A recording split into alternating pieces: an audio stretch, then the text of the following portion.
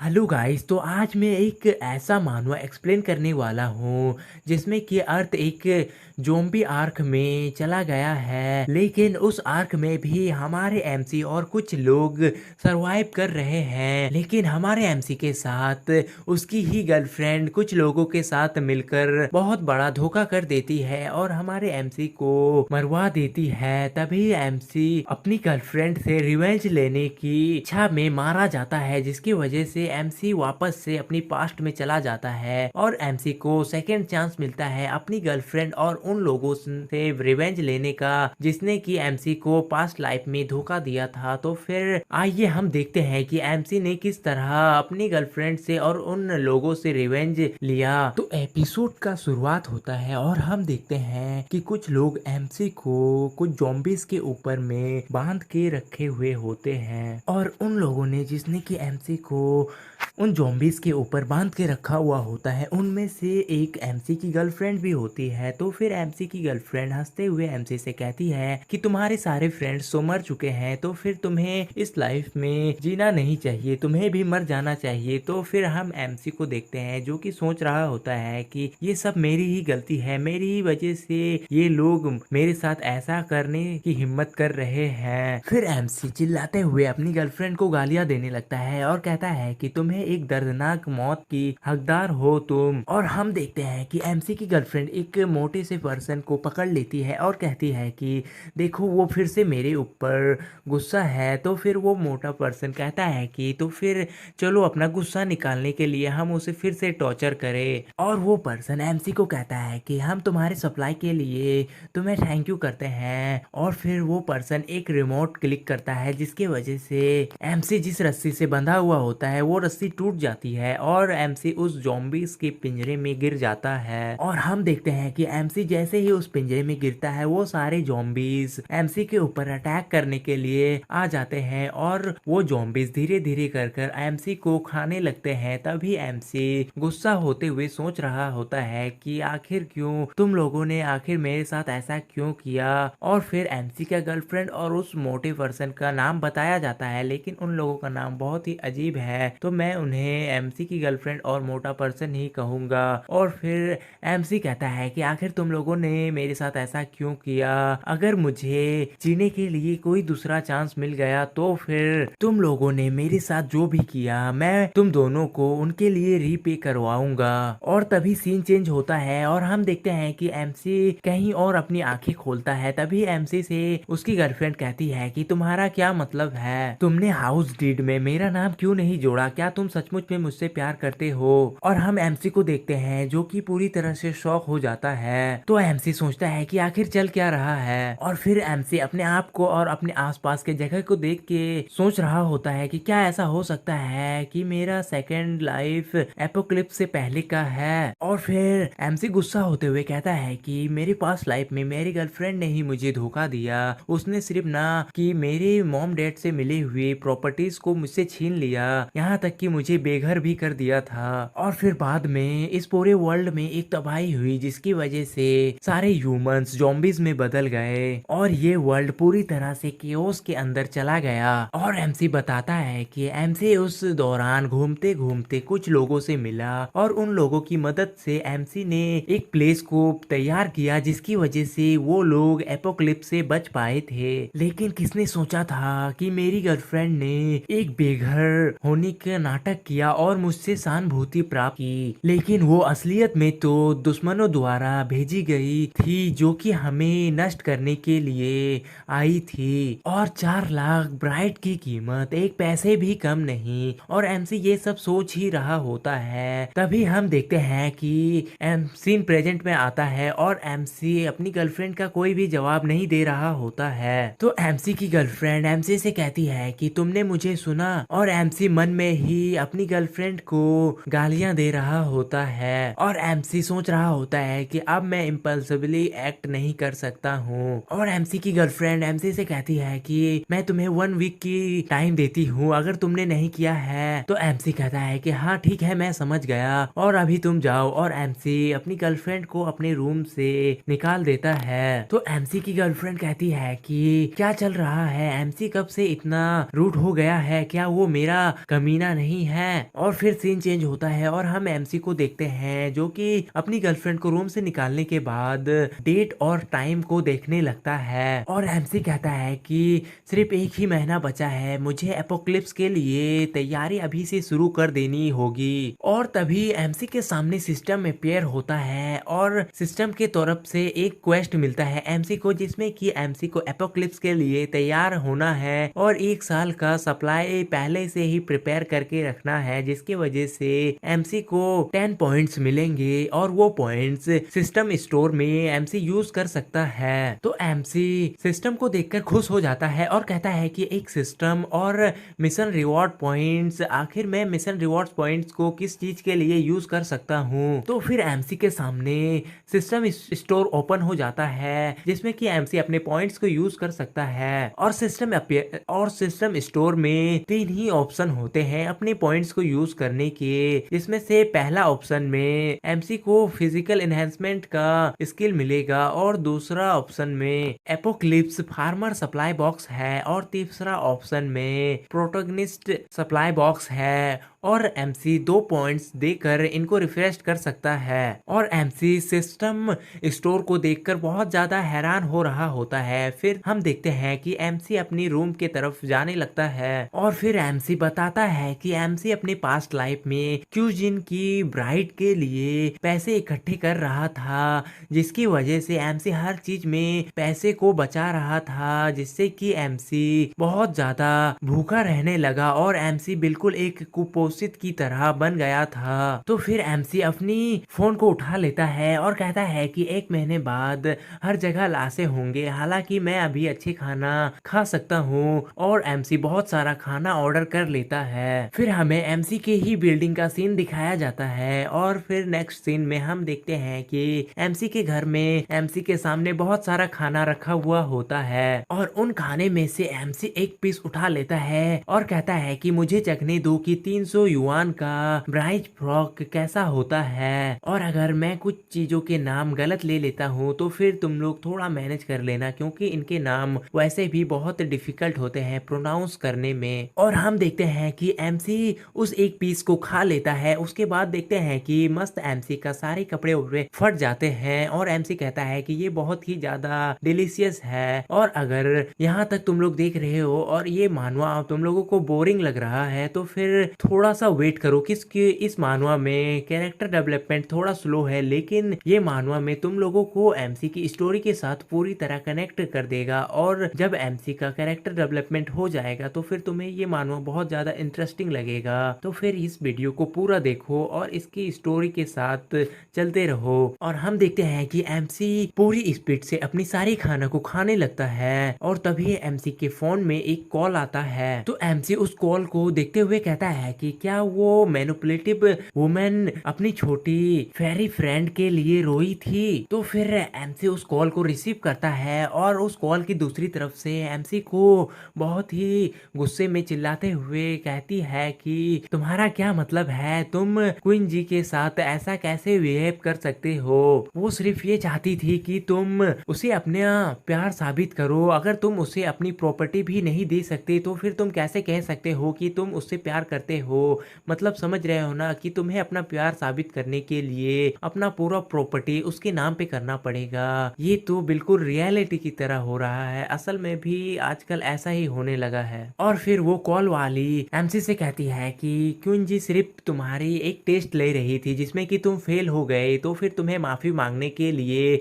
उसके घर के दरवाजे को खटखटाने से पहले 1 मिलियन वॉन लेके आना होगा, तभी मैं तुम्हारी क्वीन जी से माफी मंगवाने में मदद करूंगी, वरना फिर तुम्हारा ब्रेकअप हो सकता है। मतलब समझ रहे हो ना कि गर्लफ्रेंड लूटे तो लूटे, उसकी फ्रेंड भी एमसी को लूटने की फिराक में है। लेकिन हमारा एमसी भी एक सिग्मा मेल है और वो चिल्लाते हुए उसे कह देता है कि तुमको क्या लगता है तुम कौन हो जो मेरा टेस्ट लोगी, भाड़ में जाओ तुम। और कॉल कट कर देता है। और फिर एमसी रिलैक्स होकर सोचने लगता है कि मुझे एक लैंड का पीस चाहिए। और फिर एमसी कहता है कि कि मैं उस जमीन पर अपने लिए एक किला बनवाऊंगा, जिसमें कि वो किला सिर्फ डिफेंसिबल भी नहीं बल्कि वो वाटर सोर्स के भी करीब होगा और फॉरेस्ट के भी। और नेक्स्ट सीन में हम देखते हैं कि एमसी एक बिल्डिंग में गया होता है जहां पर कि एमसी को लैंड मिल सके। तो फिर वहां की एक एम्प्लॉय एमसी का वेलकम करती है और कहती है कि क्या आप यहाँ पे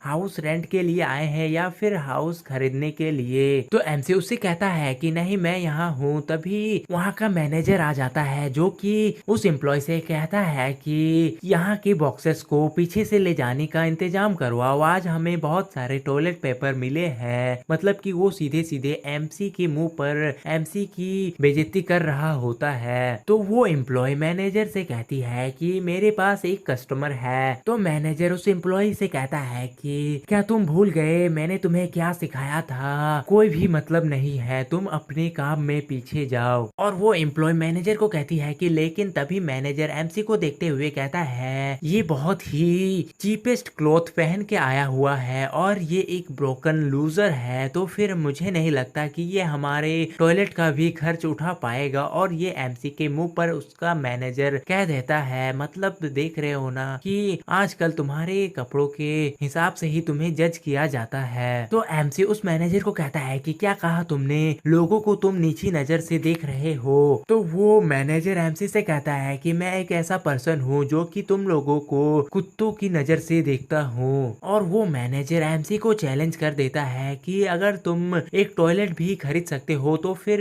मैं खुद को एक गंदगी खाते हुए लाइव स्ट्रीम करूंगा। और एमसी उस मैनेजर का कोई भी जवाब नहीं दे रहा होता है। और फिर एमसी उस मैनेजर से कहता है कि ठीक है, तुमने ही ऐसा कहा है तो मैं बाद में ये कंफर्म करूंगा कि मैं तुम्हारे लिए कुछ गर्मा गर्म लाऊं। और फिर एमसी उस एम्प्लॉय के पास चला जाता है और कहता है कि मैं आज यहाँ पे कोई भी मकान किराए पे लेने या बेचने नहीं आया हूँ, मैं यहाँ पर एक लैंड खरीदने आया हूँ। और ये बोलते हुए एमसी उस एम्प्लॉय के सामने अपना क्रेडिट कार्ड रख देता है। तभी हम वहाँ बाकी के लोगों को देखते हैं जो कि एमसी की बात को सुनकर शॉक हो गया होता है। और वो लोग में से एक कहता है कि क्या वो जानता है कि एक जमीन की कितनी कीमत होती है। तो दूसरा लोग कहता है कि हे भगवान, ये तो मैंने पहली बार देखा है कि कोई यहाँ पर जमीन खरीदने आया है। और वो लोग कहते हैं कि ये सचमुच में एक बहुत ही बड़ा धनवान पर्सन है, ये सचमुच में आज बहुत बड़ा खर्च करने यहाँ आया है। और फिर हम उस एम्प्लॉय को देखते हैं। वो एम्प्लॉय एमसी से कहती है कि प्लीज सर आप इधर आए, हम आपको पूरी डिटेल्स इंट्रोडक्शन देंगे।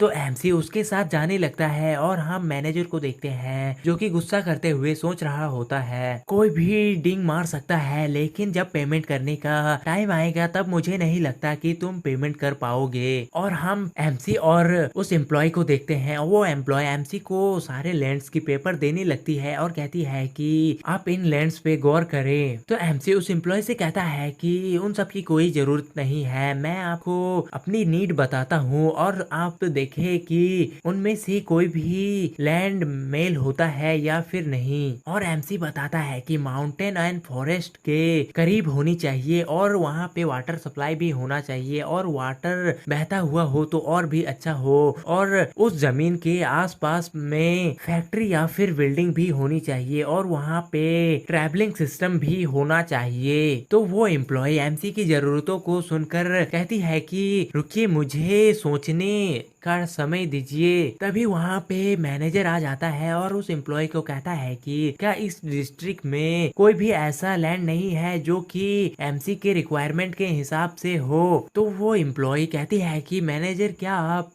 टी सिटी लैंड के बारे में बात कर रहे हैं, ये काम नहीं करेगा क्योंकि वहाँ की सारी फैक्ट्रीज इनकम्प्लीट प्रोजेक्ट है और वो सब अनसुलझा हुआ है, तो फिर हम उसे ग्राहकों को नहीं बेच सकते हैं। तो वो मैनेजर कहता है कि इस टूटे हुए आदमी का शर्मनाक मांगे हैं, तो ये जमीन खरीदने नहीं आया है, ये सिर्फ हमारे लिए परेशानियां पैदा करने के लिए आया है। तभी एमसी कहता है कि ईस्ट डिस्ट्रिक्ट का लैंड क्या सचमुच में ये मेरी सारी जरूरतों को पूरा कर सकता है। तो वो एम्प्लॉय एमसी को कहती है कि हाँ, लेकिन वहाँ जितनी भी फैक्ट्री है उनकी काम अधूरी है क्योंकि वहाँ के कंस्ट्रक्शन लीडर भाग गया था, इसीलिए वहाँ सारे फैक्ट्रीज की प्रोजेक्ट को इनकम्प्लीट ही रखा गया है। तो फिर एमसी उस लैंड की सारे पेपर्स को देखने लगता है और सोचता है कि वो प्लेस बहुत ही अच्छा है और मेरे सारे जरूरतों को भी पूरा करता है। और एमसी सोच रहा होता है कि उस प्लेस पर कांटे वाले तार लगाना इजी हो जाएगा और अधूरी फैक्ट्री मतलब कि मैं उसे कंप्लीट कर लूंगा, जिससे कि मेरा समय और पैसा भी बच जाएगा। तो फिर एमसी उस एम्प्लॉय को कहता है कि मैं ये जमीन ले लूंगा, क्या हम अभी कॉन्ट्रैक्ट पर साइन करके अपना पेमेंट कर सकते हैं। तो वो एम्प्लॉय एमसी को कॉन्ट्रैक्ट के पेपर देने लगती है और एमसी से सॉरी कहती है। तो फिर वो एम्प्लॉय एमसी को फिर से कहती है कि क्या सर आप उस अधूरी पड़ी फैक्ट्री वाले जमीन को खरीदना चाहते हैं। तो एमसी कहता है कि हाँ बिल्कुल मैं उसे खरीदना चाहता हूँ। तो फिर लाओ जल्दी से कॉन्ट्रैक्ट पर साइन करके पेमेंट करते हैं, क्योंकि कोई कुछ फ्रेश पूप खाने की इंतजार में है। और एमसी ये मैनेजर के सामने कह रहा होता है, जिससे कि वो मैनेजर बहुत ज्यादा गुस्सा कर रहा होता है। और हम देखते हैं कि एमसी ने अपना पेमेंट कर दिया होता है और उस पेमेंट का बिल मैनेजर को दे दिया जाता है, जिसे कि देखकर मैनेजर पूरी तरह से शॉक हो गया होता है। और वो मैनेजर गुस्सा करते हुए कहता है ये तो इम्पॉसिबल है, उसने 3 लाख युआन डाउन पेमेंट के तौर पे किया, कोई पर्सन अनफिनिश्ड फैक्ट्रीज के वाले लैंड के लिए मिलियंस ऑफ वॉन क्यों खर्च कर रहा है। तो फिर एमसी उस मैनेजर के सामने आता है और कहता है कि बड़ी मैंने पेमेंट कर दिया है, तो फिर अब तुम्हारी परफॉर्मेंस की बारी है, जब तक तुम मजा लेते रहोगे मैं उसके बाद तुम्हें एक सुपर चैट करूंगा। तो फिर वहाँ के सारे लोग कहते हैं कि मैंने लाइव स्ट्रीम स्टार्ट कर दिया है, चलो जल्दी करो। और हम देखते हैं कि वो मैनेजर डर रहा होता है। तभी दूसरा पर्सन उस मैनेजर को कहता है कि आज मेरा पेट सही नहीं था, लेकिन मैं वादा करता हूँ कि ये सही रहेगा। और हम देखते हैं कि एमसी जा रहा होता है और वहाँ के जितने भी पर्सन होते हैं वो सारे लोग उस मैनेजर को अपना पुफ खिलाने लगते हैं। उनमें से एक पर्सन उस मैनेजर को कहता है कि मैंने कल जिगा मछली खाई थी। और तभी सिस्टम को दिखाया जाता है, सिस्टम की क्वेस्ट में लैंड खरीदने वाले मिशन को एमसी ने कंप्लीट कर लिया होता है, लेकिन अभी भी एमसी के पास वो क्वेस्ट आधा बचा हुआ होता है, जिसमें कि एमसी को 1 साल का सप्लाई का इंतजाम करना है। और एमसी कहता है कि मैंने ब्राइट के लिए जो भी पैसे सेव किए थे वो सारे जमीन खरीदने में लगा दिए, अब मुझे सप्लाई इकट्ठा करने के लिए पैसों की जरूरत होगी। तभी एमसी के सामने से एक पर्सन पार हो रहा होता है और वो पर्सन एमसी को नोटिस कर लेता है और वो एमसी को देखते हुए कहता है कि ये यहाँ पे क्या कर रहा है। और नेक्स्ट सीन में हम देखते हैं कि उस मैनेजर को वहाँ के सारे लोगों ने पकड़ लिया होता है और उसे अपनी पूफ खिलाने लगते हैं, जो कि सचमुच में बहुत ही ज्यादा फनी लग रहा होता है। और वो मैनेजर कह रहा होता है कि मैं इसे नहीं खाना चाहता, मैं इसे नहीं खाना चाहता। तो जिन्होंने भी यहाँ तक वीडियो देख लिया है वो लोग चैनल को सब्सक्राइब कर दो और कमेंट में बताओ कि ये मानवा कैसा लग रहा है, और अगर वीडियो अच्छा लग रहा है तो फिर लाइक भी कर देना। तभी वो व्हाइट कोट वाला मोटा पर्सन जिसने कि एमसी को नोटिस किया था वो उन लोगों से पूछता है कि तुम लोग क्या कर रहे हो। फिर सीन चेंज होता है और हमें एमसी की गर्लफ्रेंड को दिखाया जाता है, उसके पास एक कॉल आया होता है। तो वो कॉल पे कहती है कि ली सुखयोंग क्या तुम भी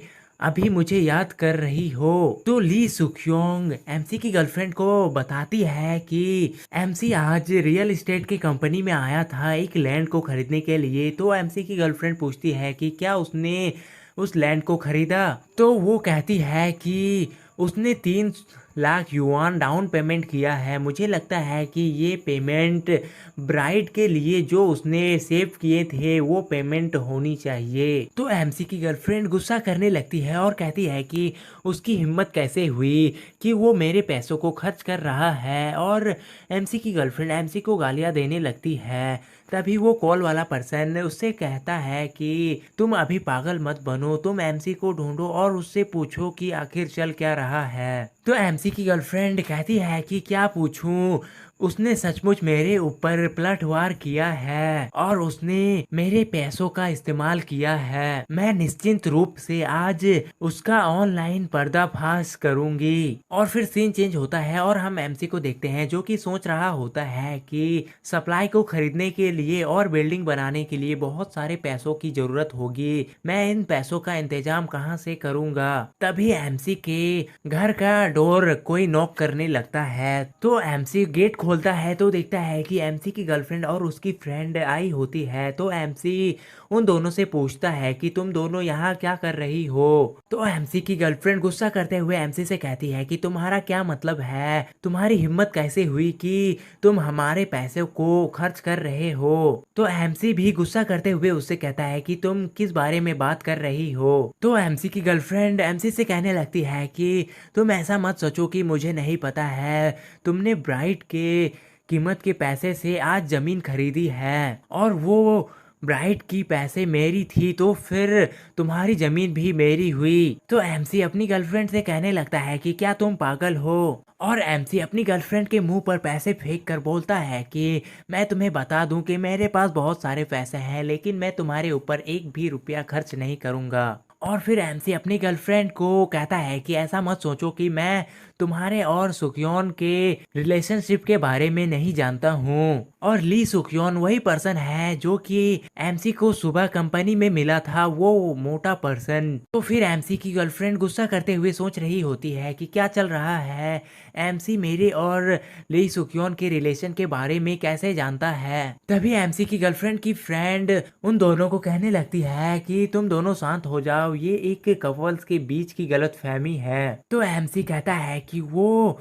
उस बड़े आदमी ली सुखयोन के साथ है, बाहर में जाओ, तुम दोनों को देखना ही मेरे लिए परेशानी की बात है। और एमसी अपने गेट को लॉक कर देता है। तो एमसी की गर्लफ्रेंड कहने लगती है कि बिल्कुल नहीं, उसे इस बारे में कैसे पता है, जब हम कमरे भी बुक करते थे तो फिर हम बहुत ज्यादा सावधान रहते थे। तो एमसी की गर्लफ्रेंड की फ्रेंड एमसी की गर्लफ्रेंड से कहती है कि तुमने मुझे पहले इस बारे में क्यों नहीं बताया कि तुम उस बूढ़े पर्सन ली सुक्योन के साथ हो। तो एमसी की गर्लफ्रेंड कहती है कि हमने अभी अभी कुछ कमरे बुक किए हैं और मैं अब से एमसी की गर्लफ्रेंड का नाम लूंगा जिसका नाम है क्विंजिन है। तो क्विंजिन की फ्रेंड कहती है कि अब सिचुएशन कंट्रोल के बाहर है, तो फिर चलो हम वापस चलते हैं और अपने प्लान के बारे में बात करते हैं। तो क्विंजिन कहती है कि हाँ, अब हम इतना ही कर सकते हैं। और फिर वो दोनों जाने लगती है। तभी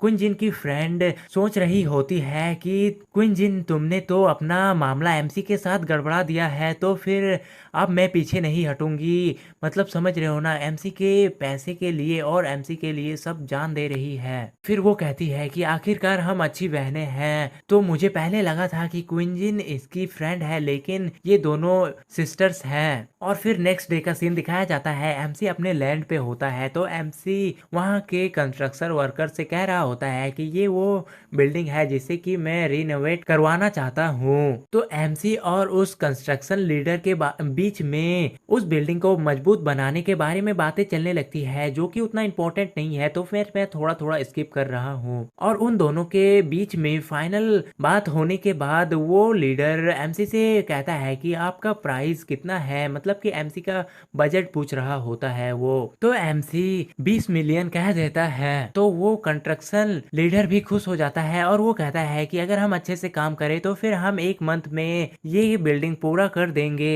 तो एमसी कहता है कि तब तो बहुत अच्छा है, लेकिन तभी वो लीडर एमसी से कहता है कि लेकिन आपको 5 मिलियन युआन पहले डिपॉजिट करने होंगे काम को स्टार्ट करवाने के लिए। तो एमसी कहता है कि ठीक है, मैं तुम्हारे अकाउंट में पैसे ट्रांसफर कर दूंगा 1 सप्ताह के अंदर, तो फिर तुम अपना काम स्टार्ट करो। तो फिर वो लीडर सोचने लगता है, लेकिन तभी एमसी कहता है कि मैं पेमेंट नहीं करूंगा, इसके बारे में चिंता मत करो, अगर मैं पेमेंट नहीं करता हूँ तो फिर ये लैंड तुम्हारी हो जाएगी। तो वो लीडर भी खुश हो जाता है और कहता है कि तब तो ठीक है, और वो लीडर काम स्टार्ट करवा देता है। तभी एमसी देखता है तो क्विंजिन की सिस्टर एमसी के पीछे आई होती है और क्विंजिन की सिस्टर एमसी को पकड़ लेती है और एमसी से पूछने लगती है कि आप यहाँ क्या कर रही हो। और हम देखते हैं कि एमसी बहुत ज्यादा गुस्सा हो रहा होता है और एमसी मन में ही सोच रहा होता है कि तुम दोनों बहनों ने मेरे साथ पास्ट लाइफ में बहुत बड़ा धोखा किया और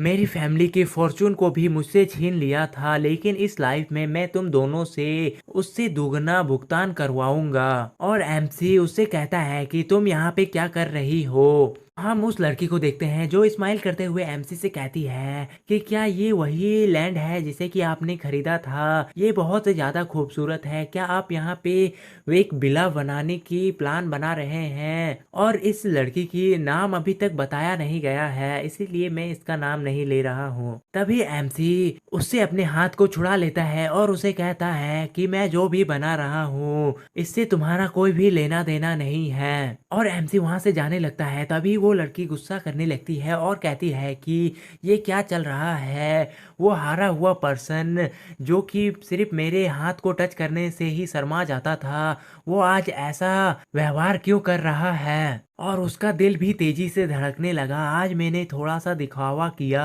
लेकिन उसने कोई भी प्रतिक्रिया नहीं की। और हम देखते हैं कि एमसी उसे पूरी तरह से इग्नोर करके अपने काम पर ध्यान दे रहा होता है और अपनी बिल्डिंग के काम को सही से करवा रहा होता है। लेकिन फिर वो लड़की कहती है कि लेकिन मैं इस गोल्डन चांस को मिस नहीं कर सकती हूँ। अभी क्विंजिन उसके साथ नहीं है, तो अगर मैं क्विंजिन को साइड कर दूं फिर ये जमीन मेरी हो सकती है। और ये सोचते हुए वो लड़की बहुत ही ज्यादा गुस्सा कर रही होती है। तभी सीन चेंज होता है और हम एमसी को देखते हैं जो कि अपने घर में होता है और वो कुछ कार्ड्स को देखते हुए कह रहा होता है कि इस घर को बैंक में गिरवी रखने के बाद भी मुझे सिर्फ 3 मिलियन युआन्स ही मिले हैं, जो कि बिल्डिंग बनाने के लिए फर्स्ट डिपॉजिट के लिए भी काफी नहीं है। मुझे और भी ज्यादा पैसे के लिए कोई दूसरा रास्ता ढूंढना होगा। एमसी सोचता है और कहता है कि अरे रुको, अपोक्लिप्स तो बहुत ही सामने है। इसका मतलब कि मैं बहुत सारे लोगों को अपना घर बेच सकता हूँ और उनसे पैसे ले सकता हूँ।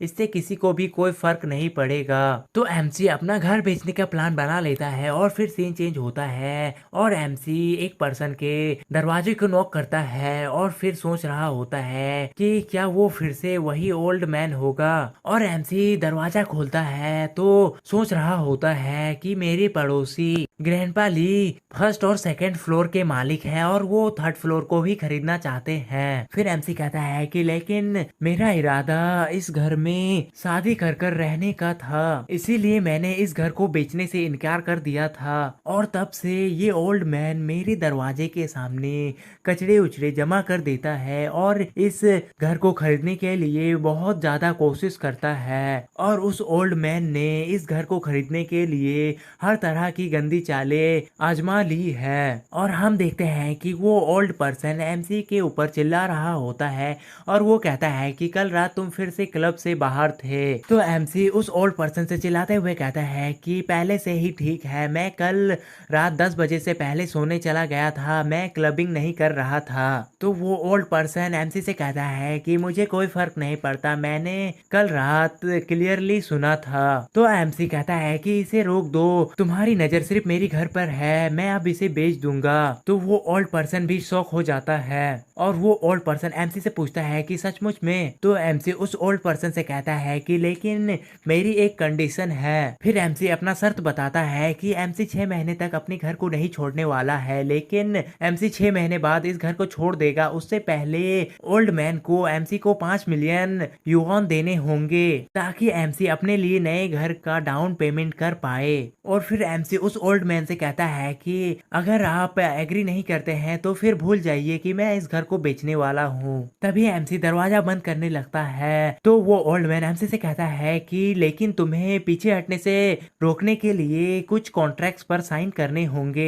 तो एमसी कहता है कि कॉन्ट्रैक्ट कोई फर्क नहीं पड़ता, मैं कर दूंगा। और फिर वो ओल्ड पर्सन कॉन्ट्रैक्ट लाने के लिए चला जाता है। तभी एमसी सोच रहा होता है कि तुम कमीने बूढ़े पर्सन, तुम अपने घर में मरने का इंतजार ही कर सकते हो। और फिर एमसी अपने फोन को देखते हुए सोचने लगता है कि एक बार ग्रैंडपा ली ने मुझे 5 मिलियन ट्रांसफर कर दिए, उसके बाद मेरे लोन से लिए हुए 3 मिलियन मिलाकर 8 मिलियन हो जाएंगे मेरे पास। तभी सिस्टम से नोटिफिकेशन आता है कि सिस्टम के नोटिफिकेशन को पहले कंप्लीट करो और अपने रिवॉर्ड को क्लेम करो। और सिस्टम में क्लेम का ऑप्शन आ गया होता है। तो फिर एमसी उसे क्लेम कर रहा होता है और फिर सीन चेंज होता है और हमें एक शॉपिंग मॉल का सीन दिखाया जाता है जहाँ पर कि एमसी बहुत सारा शॉपिंग कर रहा होता है और एमसी का 365 दिन का सप्लाई को इकट्ठा करने का मिशन 359 दिन हो गया होता है और एमसी को शॉपिंग करते हुए देखकर वहां के सारे कस्टमर्स एमसी को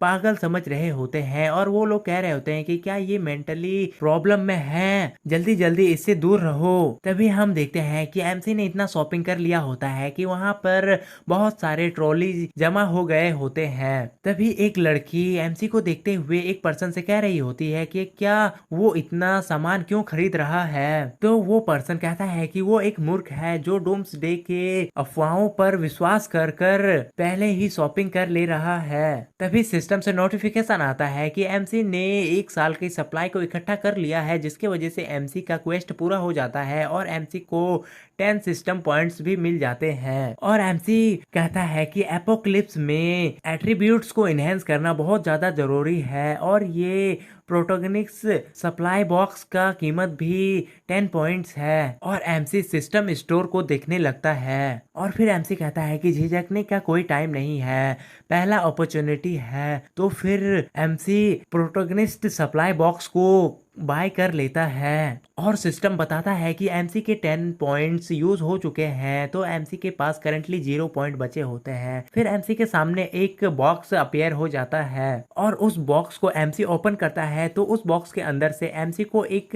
रिंग मिलता है और वो रिंग लेवल 1 का स्पेस रिंग होता है जिसमें कि एमसी को 500 मीटर का स्पेस मिला हुआ होता है और उस रिंग के अंदर भी टाइम स्टैंड करती है। एमसी उस रिंग को लेते हुए खुश हो जाता है और कहता है कि मैं जानता था कि फर्स्ट ड्रॉ हमेशा सुनहरा ही होता है और एमसी कहता है कि इस रिंग के अंदर भी टाइम स्टैंड करता है, मतलब कि मैं यहाँ पे ताजा सामान भी रखूंगा तो वो खराब नहीं होगा और मुझे लगता है कि ट्रांसलेशन में प्रॉब्लम हुआ है, इस रिंग के अंदर टाइम एग्जिस्ट नहीं करती है जिसके वजह से यहाँ पे कुछ भी रखने से खराब नहीं होगा। और फिर हम देखते हैं कि एमसी को एक नया मिशन मिला होता है जिसमें कि एमसी को 10 साल का सप्लाई इकट्ठा करना होगा और इस मिशन को पूरा करने से एमसी को 20 सिस्टम पॉइंट्स मिलेंगे। और हम सिस्टम को देखते हैं, सिस्टम में नोटिफिकेशन आया होता है कि एमसी को 10 साल का सप्लाई पहले से प्रिपेयर करना होगा और इस मिशन को कंप्लीट करने पर एमसी को 20 सिस्टम पॉइंट्स भी मिलेंगे।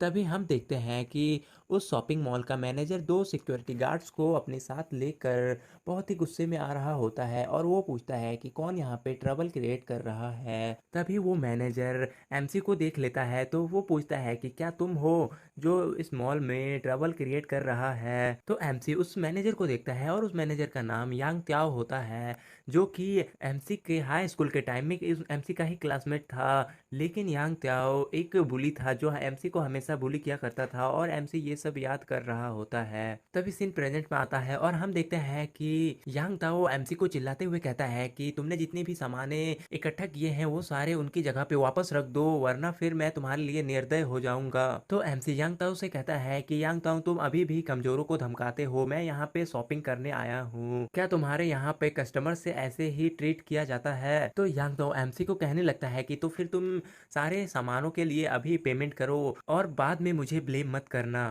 फिर 1 घंटे बाद का सीन दिखाया जाता है, हम देखते हैं कि उस मॉल के सारे स्टाफ्स एमसी के जितने भी सामान होते हैं वो सारे सामान के बिल बना रहे होते हैं। तो यांग त्याओ एक स्टाफ से पूछता है कि कितना बिल बना, तो फिर वो स्टाफ कहती है कि टोटल 56,883 युआन हुआ है। तो यांग त्याओ पोस्ट मशीन लेकर एमसी के पास चला जाता है और उसे पेमेंट करने के लिए कहता है। तभी एमसी बहुत ही तेजी से पेमेंट कर देता है और वो मशीन से आवाज आती है कि ट्रांजैक्शन सक्सेसफुल हो गया है, जिसे सुनकर यांग त्याओ भी बहुत ज्यादा शॉक हो जाता है। और फिर नेक्स्ट सीन में हम देखते हैं कि यांग त्याओ अपने गार्ड्स के साथ वापस जाने लगता है। तो फिर एमसी उसे बुलाता है। तभी यांग त्याओ गुस्से से एमसी से कहता है कि क्या हुआ। तो एमसी यांग त्याओ से कहता है कि तुमने मेरे साथ इतना रूड बिहेव किया है तो उसके लिए तुम मुझसे माफी मांगो वरना वरना मैं ये सारा सामान अभी वापस कर दूंगा। तो यांग त्याओ को बहुत ज्यादा गुस्सा आ जाता है। तो यांग त्याओ एमसी से कहता है कि तुम अब बहुत आगे जा रहे हो, क्या तुम्हें ट्रबल चाहिए? लेकिन तभी यांग त्याओ देखता है कि उसके पीछे जितने कस्टमर्स होते हैं वो सारे लोग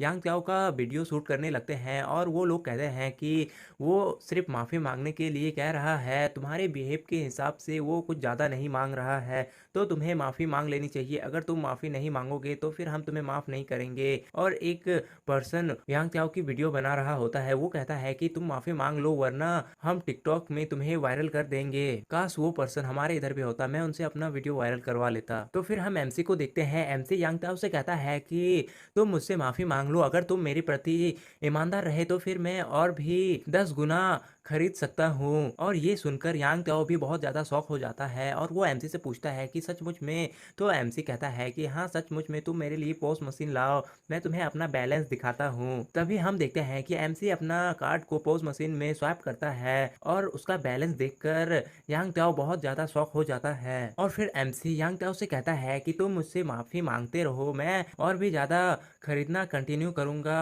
अगर मैं झूठ बोल रहा हूँ तो फिर मैं एक बिच का बेटा हूँ। और हम यांग त्याओ को देखते हैं जिसके पास और कोई ऑप्शन नहीं रह जाता है, तो यांग त्याओ एमसी के सामने झुक जाता है और उसे सॉरी कहने लगता है। तो एमसी यांग त्याओ से कहता है कि ध्यान रखना, फ्यूचर में इतना लापरवाह मत होना, कुछ चीजों को छोड़ देना, समझे? तभी हम देखते हैं कि एमसी उस मॉल से जाने लगता है। तो यांग त्याओ एमसी से पूछता है कि ब्रदर, तुम इतना सारा सामान क्यों खरीद रहे हो? तो एमसी उससे कहता है कि इसका तुमसे कोई भी लेना देना नहीं है, मैं इसे एक बड़े डील के लिए खरीद रहा हूँ। तो यांग त्याओ एमसी से कहता है कि ये सुपरमार्केट गोदाम के सामने पूरा नहीं होगा, तो तुम्हें एक थोक में बेचने वाला ढूंढना होगा। तो एमसी यांग त्याओ से कहता है कि तो तुम सुपरमार्केट में काम करते हो, इसका मतलब है कि तुम कुछ थोक विक्रेता को जानते होगे। तभी यांग त्याओ कहता है कि हाँ बेशक, जांग सेजे जो कि एक होलसेल बिजनेस करता है। तो फिर वो जांग सेजे को कॉल कर कर डील के लिए बुलाने लगता है। तो एमसी सोच रहा होता है कि जियांग तेहे, फिर हम एमसी को देखते हैं जो कि सोच रहा होता है कि यांग ताहो और जैंग सेजे दोनों अभी भी साथ में काम कर रहे हैं, तो फिर दोनों मिलकर इस सुपरमार्केट से अभी तक कितने इनकम को कमा चुके होंगे। तभी हम देखते हैं कि सीन चेंज होता है और यांग ताओ और एमसी एक दूसरे प्लेस पे आ गए होते हैं जहाँ पे उनको डील करना है। तभी उनके सामने एक कार आके खड़ी होती है। तो एमसी उस कार को देखकर सोचता है कि ये इतनी एरोगेंटली कार चला रहा है, लगता है कि इसके साथ कोई भी हादसा आज तक नहीं हुआ है। तभी उस कार से जैंग सेजे बाहर निकलता है। तो जैंग सेजे यांग ताऊ से कहता है कि तुमने कहा था कि कोई बड़ा क्लाइंट है। तभी यांग ताऊ एमसी की तरफ उसे ले जाने लगता है और यांग ताऊ फिर उसे एमसी के बारे में बताता है कि वो लोग हाई स्कूल में क्लासमेट रह चुके हैं। तो जैंग सेजे कहता है कि हाँ मुझे याद है, और वो जो सिगरेट पी रहा होता है उसका स्मोक एमसी के मुंह पर छोड़ देता है। और जैंग सेजे एमसी को देखकर कहता है कि छोटी रीढ़ के हड्डी वाला लड़का, और जैंग सेजे एमसी का मजाक उड़ा रहा होता है। तभी जैंग सेजे एमसी के पास चला जाता है और उसके कपड़े को देखते हुए कहता है कि नकली ब्रांड के कपड़े, मैं तुम जैसे लोगों से नफरत करता हूँ जो कि अमीर बनने की दिखावा करते हैं लेकिन असल में वो अमीर नहीं होते हैं। तो एमसी उससे कहता है कि डिजाइनर ब्रांड, मुझे नहीं पता इसके बारे में, मैंने तो इसे एक रैंडम स्टॉल से खरीदा है। और नेक्स्ट सीन में हम देखते हैं कि जैंग सेजे यांग ताहो को मारने लगता है और कहता है कि ये है बिग क्लाइंट, तुमने सिर्फ मेरे टाइम को वेस्ट किया है। लेकिन यांग ताहो अभी भी जियांग सेजे को कह रहा होता है कि ये एक बिग क्लाइंट है क्योंकि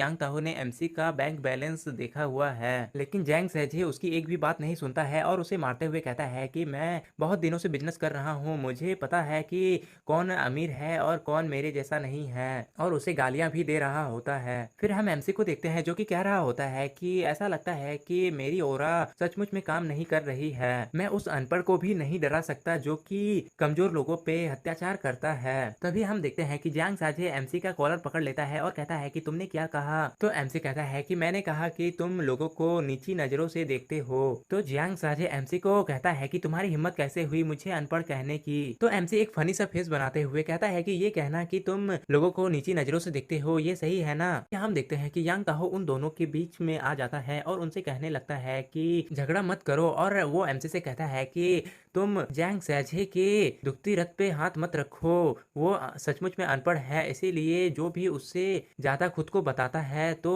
जैंग साझे गुस्सा हो जाता है। और फिर हम देखते हैं कि जैंग साझे को और भी ज्यादा गुस्सा आ जाता है और वो यांग दाहू को मारने लगता है और कहता है कि मर जाओ, अगर तुम सही से बात नहीं कर सकते तो फिर चुप रहो। फिर जियांग साझे बहुत ज्यादा गुस्सा हो जाता है और एमसी से कहता है कि बिग क्लाइंट, हाँ अगर तुम मुझसे आज ट्रक भरकर सामान नहीं लोगे तो फिर तुम दोनों में से कोई भी यहाँ पे खड़ा नहीं रहेगा। तो फिर हम एमसी को देखते हैं जो कि अपने हाथ में फोन ले लेता है और जियांग साझे से कहता है कि मेरी कॉलर को पकड़ना बंद करो और तुम मुझे अपना अकाउंट दिखाओ। तभी नेक्स्ट सीन में हम देखते हैं कि जियांग साझे बहुत ज्यादा शॉक हो जाता है और वो कहता है कि तुमने 1 मिलियन तुरंत ही ट्रांसफर कर दिया, क्या तुम सचमुच में सीरियस हो? तो एमसी कहता है कि ये कोई मजाक नहीं है, अगर मजाक होता तो मैं यहाँ खड़ा क्यों होता, मैंने तुम्हें ये डाउन पेमेंट किया है, मैं तुमसे 5 मिलियन का सामान खरीद रहा हूँ, तो जल्दी करो, सारे ट्रक्स को लोड करो, जैसे ही मेरे सारे सामान तैयार हो जाएंगे मैं तुम्हें बाकी के 4 मिलियन दे दूंगा। तो जियांग साझे एमसी से पूछने लगता है कि तुम्हें किस प्रकार का सामान चाहिए। तो एमसी उसे घरेलू सामान के सारे नाम बताने लगते हैं जैसे कि चावल, तेल वगैरह वगैरह। तो फिर हम देखते हैं कि जियांग साझे एमसी को अपने साथ ले जाने लगता है और वो सोच रहा होता है कि मुझे अपनी किस्मत पर विश्वास नहीं है, मुझे बस अपने भोजन को खत्म हो जाने वाले एक बैच मिला था जिसे कि ये खरीदने वाला एक मूर्ख है। तभी जियांग साझे एमसी को अपनी गोदाम में ले जाता है और अपना वो बैच दिखाता है और एमसी से कहता है कि अगर तुम इस पूरे बैच को खरीद लेते हो तो फिर मैं तुम्हें होलसेल रेट से भी 10% डिस्काउंट में दे दूंगा। तो एमसी कहता है कि मेरा इसके बारे में क्या ख्याल है, ये तो सामान के क्वालिटी पर ही डिपेंड करता है। और फिर एमसी आगे बढ़ता है और वहाँ के कुछ सामान को देखने लगता है। तभी एमसी जियांग साझे से कहता है कि तुम बहुत ज्यादा स्मार्ट हो। तो जियांग साझे अपने मन में ही सोचता है कि मुझे नहीं लगा था कि ये पर्सन भी बिजनेस के बारे में जानता है। तो जियांग साझे एमसी से कहता है कि अगर तुम इस सारे खत्म होते हुए सामान को ले लोगे तो फिर मैं तुम्हें 50% डिस्काउंट दे दूंगा, इसके बारे में क्या ख्याल है? तो एमसी कहता है कि इसकी कोई जरूरत नहीं है, मैं इस 5 मिलियन का यूज बेस्ट क्वालिटी प्रोडक्ट्स के लिए करूंगा। और जहां तक ये समाप्त हो चुके प्रोडक्ट्स का सवाल है तो मेरे पास कोई दूसरा प्लान है। और एमसी की बातों को सुनकर जियांग साझे भी शॉक हो रहा होता है। तो एमसी से पूछता है कि क्या प्लान है? तो एमसी कहता है कि जैसा कि तुमने कहा था कि मैं अगर इन खत्म होते हुए सारे सामान को ले लूंगा तो मुझे 50% ऑफ मिलेगा, तो मैं ये सारा सामान ले लूंगा तुमसे, लेकिन पेमेंट 1 महीने बाद करूंगा। तो जियांग साझे एमसी से पूछता है कि अगर सामान सारे खत्म हो जाएंगे और तुम पेमेंट नहीं करोगे तो फिर क्या होगा? तो एमसी उससे कहता है कि चिंता मत करो, मैं तुम्हें अपना घर गिरवी रख दूंगा। और तुम एमसी को देख रहे हो ना, अब तक एमसी एक बिजनेसमैन को भी अपने जाल में फांस रहा है। तो जियांग साझे एमसी से कहता है कि तुम जानते हो ना वो सारे प्रोडक्ट्स लगभग एक्सपायर हो चुके हैं, तो फिर तुम उस सब को क्यों ले रहे हो, आखिर तुम्हारा चैनल कौन सा है? तो एमसी उससे कहता है कि चैनल मेरा कोई चैनल नहीं है, मैं खुद एक चैनल हूँ। फिर एमसी उसके पास चला जाता है और उससे कहता है कि अरे ये तो सिर्फ लगभग एक्सपायर फूड है, भले ही ये एक्सपायर हो जाए लेकिन फिर भी ये कुछ दिन तक फॉर्चून की तरह ही रहेगा। और हम जियांग साझे को देखते हैं जो कि एमसी की बातों को सुनकर बहुत ज्यादा शॉक हो जाता है और वो एमसी से पूछता है कि तुम्हारा कहने का क्या मतलब है? तो एमसी उससे कहता है कि पूछना बंद करो और तुम बस सामान को डिलीवर कर दो, मैं तुम्हें बाद में एड्रेस सेंड कर दूंगा। तो फिर एमसी के पास एक कॉल आता है। तो एमसी उन कॉल में पूछता है कि तुम कौन हो? तो वो कॉल वाला पर्सन एमसी से कहता है कि क्या तुम अपने घर को बेच रहे हो? तो फिर एमसी वहां से जाने लगता है और एमसी जाते वक्त जियांग साझे से कहता है कि मुझे और भी काम है, मेरे लिए तुम इस खाने का ध्यान रखना। और एमसी वहां से चला जाता है। तभी यांग ताहो जियांग साझे से कहता है कि ब्रदर मैंने तुम्हें धोखा नहीं दिया। तो जियांग साझे कहता है कि अगर इस बच्चे का फैमिली एक ऑर्डिनरी फैमिली है तो फिर ये इतना अच्छा कैसे कर रहा है? और नेक्स्ट सीन में हम देखते हैं कि एमसी उस ओल्ड पर्सन के पास आया हुआ होता है और वो ओल्ड मैन एमसी को 4 मिलियन युआन्स डिपॉजिट के तौर पर दे रहा होता है। और वो ओल्ड मैन अपने हाथों में एक कॉन्ट्रैक्ट भी रखा होता है। तो वो एमसी से कहता है मैं तुम्हारे 3 मंथ इस घर पर रहने की कंडीशन को मान गया हूँ, तो फिर चलो अब हम कॉन्ट्रैक्ट पर साइन कर लेते हैं। तो एमसी अपने मन में ही सोचता है कि इस ओल्ड मैन ने मेरे घर को अच्छे से देखा भी नहीं और वो डिपॉजिट मनी और कॉन्ट्रैक्ट के साथ मेरे पास साइन करवाने के लिए आ गया, वो इस घर को खरीदने के लिए कितना ज्यादा एक्साइटेड है। तो एमसी उस ओल्ड मैन से पूछता है कि सर आप इतना जल्दी में क्यों है? तो वो ओल्ड मैन कहता है कि मेरी ग्रैंड डॉटर का स्कूल ट्रांसफर होने वाला है, तो फिर हमें रहने के लिए एक घर की जरूरत है, इसीलिए मुझे ये घर अर्जेंटली चाहिए क्योंकि हम यहीं रहने वाले हैं। और वो ओल्ड मैन कहता है कि मैंने इस जगह को पूरा देख लिया है, यहाँ आसपास में कोई भी घर सेल के लिए नहीं है, सिर्फ तुम ही अपने घर को बेच रहे हो तो फिर तुम पीछे मत हटना। तो एमसी उस ओल्ड मैन से कहता है कि सर आप बहुत ज़्यादा ईमानदार है, सब कुछ सामने बता दे रहे हैं, क्या आपको डर नहीं है कि मैं अपना प्राइस बढ़ा दूंगा। तो वो ओल्ड मैन बहुत ज़्यादा शौक हो जाते हुए एमसी से कहता है कि ये घर खरीदने के लिए हम अपनी फैमिली की पूरी सेविंग्स को लगा रहे हैं। तो एमसी भी उस ओल्ड मैन से कह देता है कि चिंता मत करो सर, मैं भी पीछे नहीं हटूंगा, और एमसी उस कॉन्ट्रैक्ट पर साइन कर देता है।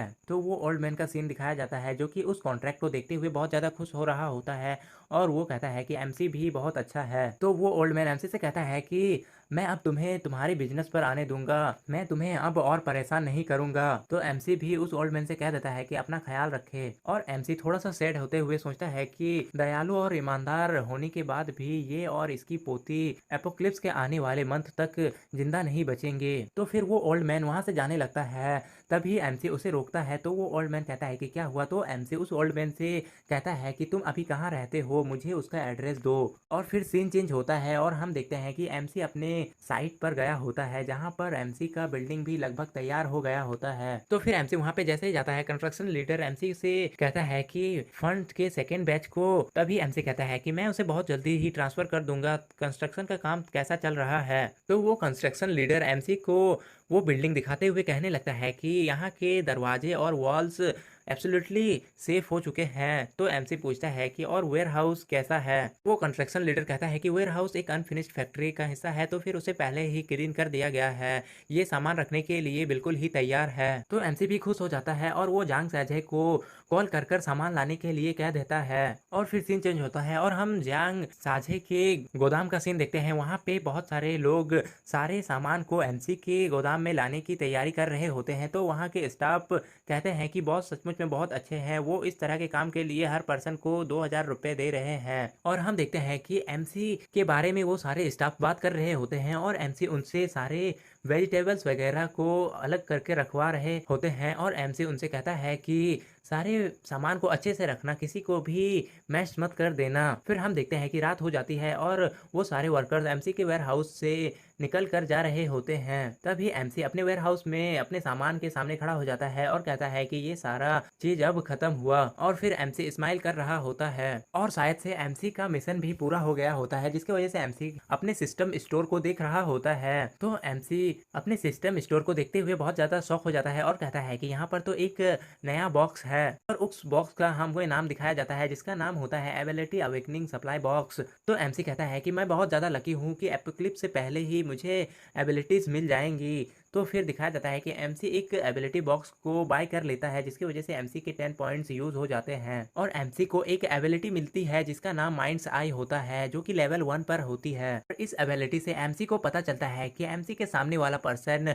उसका एनिमी है या फिर फ्रेंड। तो एमसी बहुत ज्यादा खुश हो जाता है और कहता है कि मेरे एनिमी का मैं पहले से ही पता लगा पाऊंगा, ये एपोक्लिप्स के टाइम पे मेरा बहुत ज्यादा यूजफुल एबिलिटी होने वाला है। और फिर एमसी के सामने और एक नया मिशन आ जाता है, जिसमें कि एमसी को खुद को सुरक्षित करना होगा और अपने लिए कुछ वेपन्स को भी इकट्ठा करने होंगे, जिसके लिए एमसी को रैंडम रिवॉर्ड मिलेगा। तो एमसी भी उस मिशन को देखकर खुश हो जाता है और कहता है कि ये बिल्कुल वही है जो मेरे मन में था। फिर सीन चेंज होता है और हमें लेट नाइट ब्लैक मार्केट का सीन दिखाया जाता है, और वहाँ पे बहुत ज्यादा भीड़ होता है, वहाँ पे एमसी भी होता है। तभी एक पर्सन एक शॉप में पूछता है कि ये रियल है या फेक। तो एमसी कहता है कि कोई नौसिखिया ही पूछेगा कि ये रियल है या फेक, उसके प्राइस से ही पता चल जाता है कि वो रियल है या फेक है। तो फिर एक शॉप ओनर का आवाज आता है, वो कहता है कि इसे नीचे रखो, इसे कल ही कब्र से निकाला गया है, और इस तरह का बहुत सारा लोग बात कर रहे होते हैं जिसे कि मैं स्किप करूंगा। तभी एमसी का एक शॉप पर ध्यान जाता है, जिसमें कि एक पर्सन मोल भाव कर रहा होता है, और ये पर्सन और कोई नहीं होता है, वही मोटा पर्सन होता है जिसने कि एमसी की गर्लफ्रेंड के साथ मिलकर एमसी को उसके पास्ट लाइफ में धोखा दिया था। तो वो मोटा पर्सन उस शॉप ओनर से कहता है कि 2000 युआन में तुम इस जेड स्टोन को बेच रहे हो, ये नकली है, अगर तुम इसे 300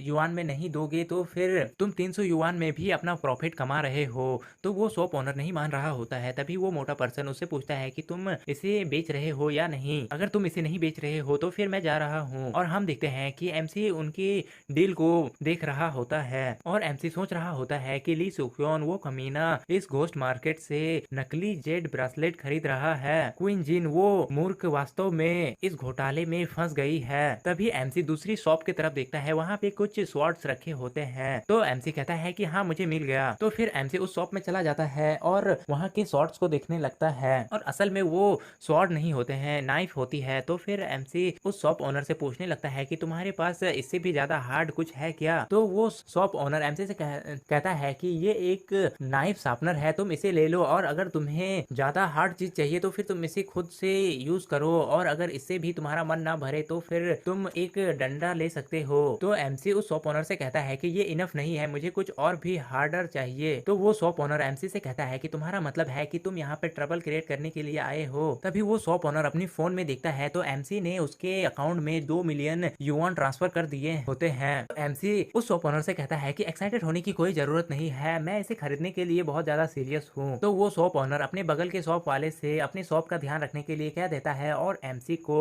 कहीं और लेके जाने लगता है। फिर हमें दिखाया जाता है कि वो शॉप ओनर एमसी को अपने घर ले गया होता है। वहाँ पे वो शॉप ओनर एमसी को एक होममेड गन के बारे में बताता है और वो होममेड गन वो शॉप ओनर खुद ही बनाता है। तो वो शॉप ओनर एमसी से कहता है कि ये गन सिर्फ 2000 युआन में मिल जाएगी और बारूद अभी सस्ता है, तो फिर बारूद और स्टील की गोलियों के बारे में क्या ख्याल है? तो एमसी कहता है कि उतना भी बुरा नहीं है। तो वो शॉप ओनर कुछ समझ नहीं पा रहा होता है तो एमसी को वो गन पसंद नहीं आती है। तभी वो शॉप ओनर एमसी को और एक रेप्लिका रिवॉल्वर के बारे में बताता है जो कि 5000 युआन में मिलेंगे और वो 9mm बुलेट शूट करती है जो कि एक हैंड गन की तरह है और उस गन की पर बुलेट 5 युआन की है। तो वो शॉप ओनर एमसी से पूछता है कि उस गन के बारे में क्या सोच रहे हैं? तो एमसी कहता है कि ये गन तो एक्सेप्टेबल है लेकिन मैंने तुम्हें 2 लाख युआन ट्रांसफर कर दिए हैं तो फिर तुम्हें कुछ अच्छा दिखाना चाहिए, इस तरह की चीजें मुझे बेचना अच्छी बात तो नहीं है ना। और एमसी की बातों को सुनकर वो शॉप ओनर पूरी तरह से हैरान हो रहा होता है। तो फिर एमसी उस शॉप ओनर से कहता है कि अगर तुम मुझे कुछ अच्छा नहीं दे पाओगे तो तुम्हें 10% इंटरेस्ट के तौर पर मुझे रीपे करना पड़ेगा। और एमसी बताता है कि मैं 2 मिलियन युआन वाला वेपन खरीदना चाहता हूँ। तो वो शॉप ओनर एमसी से पूछने लगता है कि तुम जीने के लिए क्या करते हो, तुम इतनी बड़े ऑर्डर के लिए मेरे पास क्यों आए हो? तो एमसी कहता है कि आमतौर पर ये छोटे मोटे मामले नहीं संभालते हैं लेकिन हाल ही में कुछ बदलाव हुए हैं, तो तुम बताओ कि तुम मुझे संभाल सकते हो या नहीं। तो वो शॉप ओनर एमसी को थोड़ा सा रुकने के लिए कहता है और वो एक गेट खोलकर कुछ देखता है। फिर वो शॉप ओनर उस तरफ देखकर थोड़ा सीरियस हो जाता है और एमसी से कहता है कि तुम्हें एक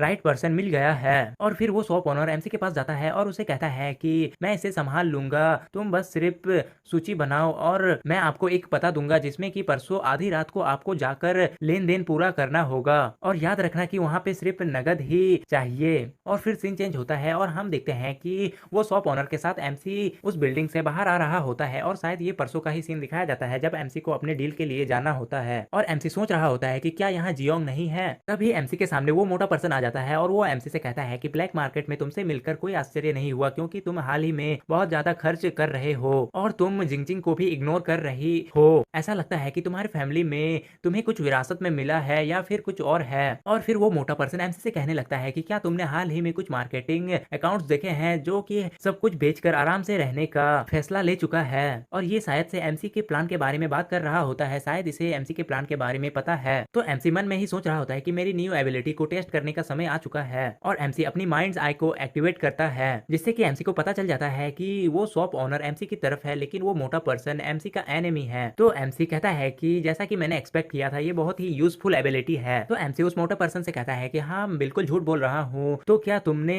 क्वीन जिन को इस नकली और सेकंड हैंड चीजों के साथ बिस्तर पर बुलाया? ठीक है, वो सिर्फ मेरा एक सेकंड हैंड चीज है इन चीजों के लायक। मतलब समझ रहे हो ना, एमसी उसे डायरेक्ट कह रहा है कि तुम सिर्फ सेकंड हैंड चीजों को यूज करते हो। तभी वो मोटा पर्सन बहुत ज्यादा गुस्सा हो जाता है और वो चिल्लाते हुए एमसी से कहता है कि क्या कहा तुमने? तो वो शॉप ओनर उस मोटे पर्सन को देखते हुए एमसी से पूछता है कि क्या आप इसे जानते हो? तो एमसी कहता है कि तुम इसे जानो एक एनिमी की तरह। तभी वो शॉप ओनर एमसी से कहता है कि मैं समझ गया बॉस, तुम आगे बढ़ो, मैं इसे सबक सिखाता हूँ। तभी हम देखते हैं कि उस शॉप ओनर के बहुत सारे साथी वहाँ पे आ जाते हैं। तो फिर एमसी जाते हुए उन लोगों से कहता है कि उसे मारो मत, मेरे पास उसके लिए बहुत सारे प्लान्स हैं। तभी हम देखते हैं कि वो शॉप ओनर और उसके साथी उस मोटे पर्सन की तरफ जाने लगते हैं। तो वो मोटा पर्सन डरने लगता है और उनसे कहने लगता है कि ये तुम क्या कर रहे हो, मैं तुम्हें बताता हूँ। और हम देखते हैं कि वो शॉप ओनर और उसके साथी उस मोटे पर्सन को अच्छे से सबक सिखाने लगते हैं और उसे मारने लगते हैं। और वो मोटा पर्सन रोड पर गिरा हुआ होता है और उन लोगों से मार खा रहा होता है, फिर भी वो एमसी को मन ही मन गालियां भी दे रहा होता है। फिर हमें एक दूसरे प्लेस को दिखाया जाता है और वहाँ पे एमसी भी होता है और एमसी एक वैन के सामने खड़ा होता है और उस वैन में बहुत सारे गन्स को दिखाया जाता है। तभी सिस्टम से नोटिफिकेशन आता है कि एमसी ने अपने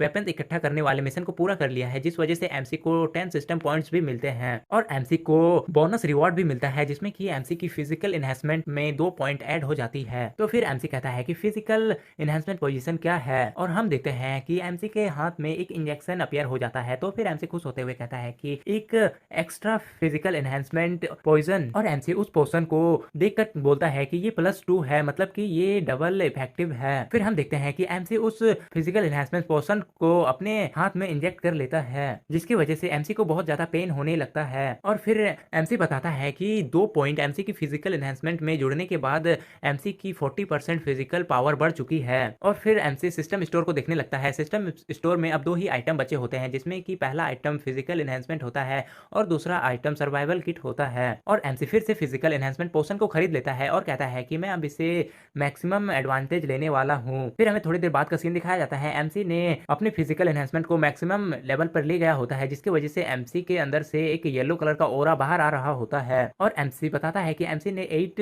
फिजिकल एनहेंसमेंट पोशन को अपने अंदर इंजेक्ट कर लिया है, जिसकी वजह से एमसी नॉर्मल ह्यूमन से 60% पावरफुल हो चुका है। तो फिर एमसी कहता है कि अब मुझे किसी चीज पर अपनी पावर को टेस्ट करने की जरूरत है। फिर एमसी साइड में देखता है तो एमसी के साइड में कुछ रॉड्स होते हैं। तो एमसी उनमें से एक रॉड को उठा लेता है और उस रॉड पर किक करता है, तो वो रॉड टेढ़ी हो जाती है। और एमसी का किक इतना पावरफुल होता है कि वो रॉड टेढ़ी होती हुई एमसी के सामने वाली वॉल पे जाके टकरा जाती है। तो फिर उसे देखकर एमसी बहुत ज्यादा खुश हो जाता है और कहता है कि अभी की मेरी करंट पावर की वजह से मुझे खाली हाथ में भी कमजोर समझना बहुत बड़ी गलती होगी, यहाँ तक कि मैं अर्ली स्टेज के ज़ॉम्बीज से भी नहीं डरता था। और फिर एमसी कहता है कि इन वेपन्स को ज्यादा एरिया नहीं देना चाहिए, सुरक्षित रहने के लिए इन सारे वेपन्स को अपनी स्पेस रिंग में स्टोर कर लेना चाहिए। फिर हम देखते हैं कि एमसी उन सारे वेपन्स को अपने स्पेस रिंग में स्टोर कर लेता है। और फिर एमसी कहता है कि परसों एपोकलिप्स का फर्स्ट डे है, तो फिर मुझे और कुछ करना होगा। और फिर एमसी उस ओल्ड मैन की बातों को याद करने लगता है कि वो ओल्ड मैन एमसी से कह रहा होता है कि मैं ईमानदारी से कहूँ तो फिर मुझे अपनी पोती के स्कूल ट्रांसफर से पहले एक घर की जरूरत है अर्जेंटली, और इस जगह पे कोई भी घर सेल नहीं कर रहा था, सिर्फ तुम ही कर रहे थे। और वो सब याद करते हुए एमसी कह रहा होता है कि एपोक्लिप्स और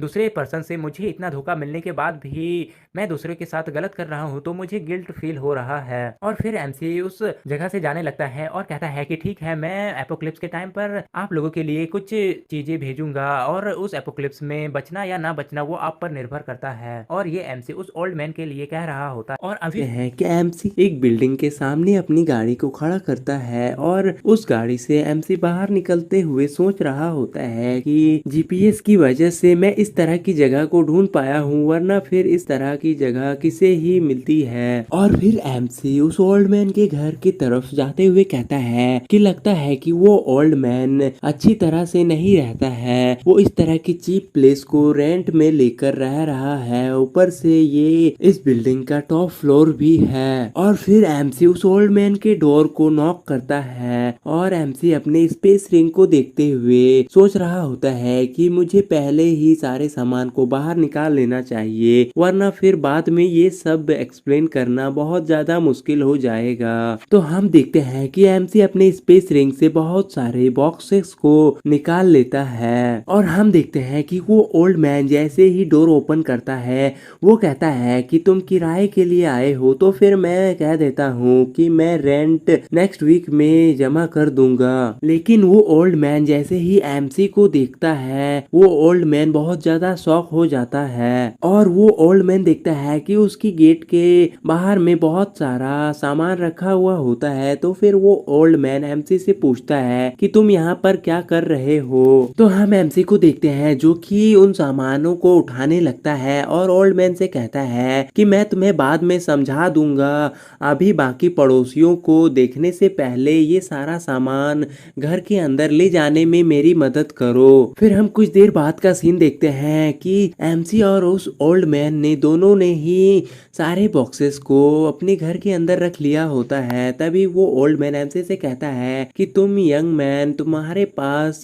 बहुत ज्यादा एनर्जी है, इसीलिए तुमने बिना सांसें पकड़े ये सारा सामान अंदर ले आया। तो एमसी कहता है कि तुम्हारा रूम भी डिसेंट है और तुम्हारा डोर भी ठीक ही है, ये सॉलिड है। और फिर एमसी उस ओल्ड मैन से कहता है कि हे ओल्ड मैन, मैं तुम्हें जो बताने जा रहा हूँ वो बहुत ही ध्यान से सुनो। और एमसी उस ओल्ड मैन से कहता है कि मैंने तुम्हें जो भी सप्लाईज ला के दी है उन्हें अगर तुम अच्छे से इस्तेमाल करते हो तो फिर ये सप्लाई तुम्हारे 6 महीने तक चल जाएंगे और कल से इस वर्ल्ड में एक नया आर्क शुरू होने वाला है। तो हम एमसी को देखते हैं जो कि एक फोटो को देखकर शॉक हो रहा होता है। तभी वो ओल्ड मैन एमसी से कहता है कि तुम ये सप्लाईज अपने घर में भी तो रख सकते थे ना, वैसे में भी हम 1 महीने में यहाँ से चले जाएंगे। लेकिन हम देखते हैं कि एमसी उस ओल्ड मैन के ग्रैंड डॉटर की पिक को देख रहा होता है और एमसी उस ओल्ड मैन की ग्रैंड डॉटर के पिक को देखकर बहुत ज्यादा शॉक हो जाता है, क्योंकि एमसी के पास्ट लाइफ में जिन लोगों ने एमसी को धोखा दिया था उनमें से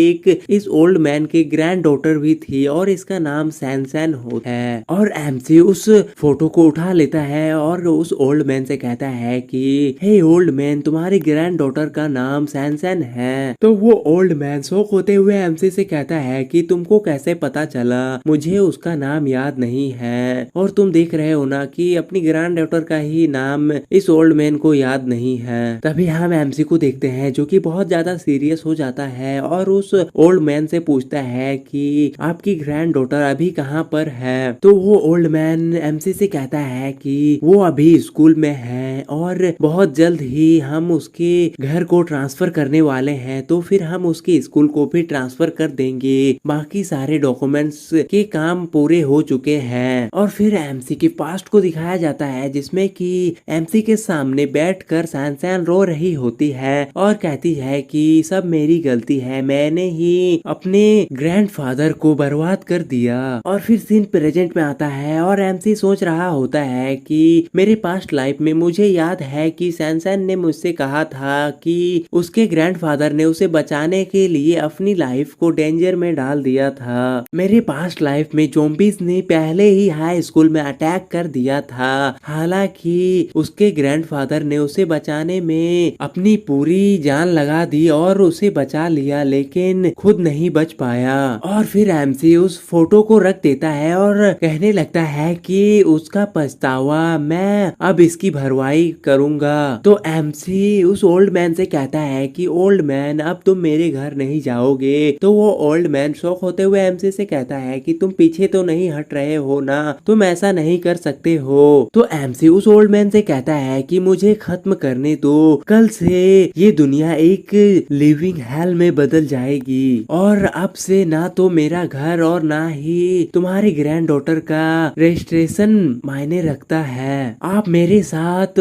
सैनसैन के स्कूल चलो और उसे स्कूल से लेकर मैं आप दोनों को एक नई जगह की व्यवस्था कर दूंगा। फिर वो ओल्ड मैन शॉक होते हुए एमसी से कहता है कि तुम किस बारे में बात कर रहे हो, मुझे तुम्हारी एक भी शब्द समझ में नहीं आ रही है। तो एमसी खुद से ही सोचता है कि ये ओल्ड मैन बहुत ज्यादा ओल्ड है, ये मेरी बातों को नहीं समझ पा रहा है, मैं इसे कैसे समझाऊं। तो एमसी उस ओल्ड मैन से कहने लगता है कि क्या आप जानते हैं कि अकाल का समय कैसा था। तो वो ओल्ड मैन एमसी से कहता है कि हाँ मैं जानता हूँ। तो एमसी उस ओल्ड मैन से कहता है कि क्या आप इमेजिन कर सकते हैं कि अकाल के समय में लाइफ कितना दुखद और भयानक था। और एमसी अपने स्पेस रिंग को देख रहा होता है। तभी वो ओल्ड मैन एमसी से कहता है कि इस तरह के शांत समय में अकाल की बात कैसे कर सकते हो, इस तरह के समय में अकाल कैसे आएगा। तभी हम एमसी को देखते हैं जो कि उस ओल्ड मैन के सामने ही सारा सामान अपने स्पेस रिंग में रख लेता है। और फिर एमसी उस ओल्ड मैन से कहता है कि मेरे पास बहुत ज्यादा सुपर पावर्स है और मैं फ्यूचर को भी प्रेडिक्ट कर सकता हूँ। तो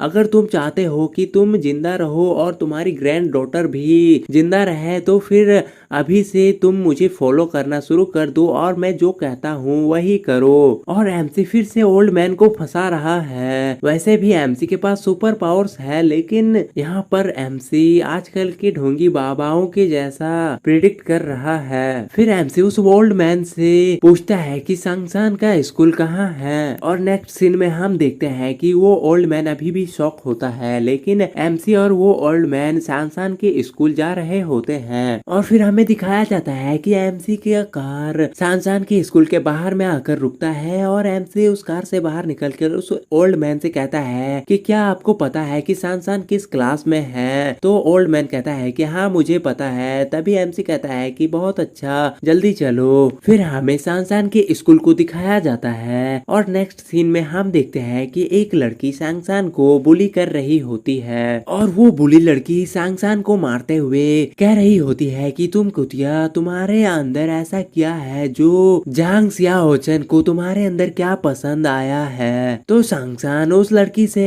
कहती है कि मैंने तुम्हें बताया था कि मैं उसके साथ नहीं रहना चाहती हूँ, वही है जो जोर दे रहा है। तभी हम देखते हैं कि एक दूसरा बुली लड़की सांगसान को मारने लगती है और कहती है कि क्या मैंने तुमसे बहाने मांगे हैं। और फिर वो बुली लड़की सांगसान को मारने लगती है और कहती है कि क्या तुम्हारा क्या मतलब है, क्या तुम कह रही हो कि जांग सियाचेन तुमसे चिपकी हुई है और तुम उसे रिजेक्ट कर रहे हो। तभी उन दोनों से सांगसान के ग्रैंडफादर चिल्लाते हुए कहते हैं कि तुम दोनों क्या कर रही हो। तभी वो लोग पीछे मुड़कर देखते हैं तो सांगसान के ग्रैंडफादर उनकी तरफ भागते हुए आ रहे होते हैं। तो वो बुली लड़की सांगसान से कहती है कि क्या ये तुम्हारे बेकार ग्रैंडपा नहीं है। तभी हम देखते हैं कि वो ओल्ड मैन चिल्लाते हुए उन बुली लड़कियों से कहने लगता है कि तुम लोग क्या कर रहे हो, तुम लोग सांगसान को जाने दो। तभी उस ओल्ड मैन के सामने 3 और बुली लड़के आ जाते हैं और वो ओल्ड मैन से कहते हैं कि पीछे हट जाओ ओल्ड मैन, ये यंग लोगों के बीच का मैटर है, इसमें बीच में तुम इंटरफेयर मत करो। तभी हम देखते हैं कि वो ओल्ड मैन उन लड़कों के ऊपर अटैक कर देता है और कहता है कि तुम बच्चों, तुम्हें तुम्हारे पेरेंट्स ने ये नहीं सिखाया कि अपने क्लासमेट्स को बुली नहीं करना चाहिए। लेकिन हम देखते हैं कि उन तीनों बुली लड़कों में से एक लड़का उस ओल्ड मैन को मारने के लिए बैट ऊपर करता है और उस ओल्ड मैन को मार देता है और उस ओल्ड मैन को गालियां भी दे रहा होता है। और वो बुली लड़का फिर से उस ओल्ड मैन को मारने वाला होता है, लेकिन तभी एमसी उसके हाथ को पकड़ लेता है और उनसे कहता है कि इतनी कम उम्र में तुम लोग बुली बन गए हो। तभी हम बाकी बुली लड़के को देखते हैं जो कि एमसी को देखते हुए कह रहा होता है कि अब ये गरीब आदमी कौन है। और भाई साहब, अब लगता है कि एमसी को अपने आउटफिट को चेंज करना चाहिए क्योंकि अब उसे स्कूल के लड़के भी गरीब कह रहे हैं उसके कपड़े की वजह से। तभी वो बुली लड़का सांसान को गाली देने लगता है और कहता है कि मुझे नहीं पता था कि तुम्हारा एक बड़ा भाई भी है। लेकिन तभी हम नेक्स्ट सीन में देखते हैं कि एमसी ने जिस बुली लड़का का हाथ पकड़ा था उसे एक किक कर देता है और वो बुली लड़का बहुत ज्यादा दूर जाके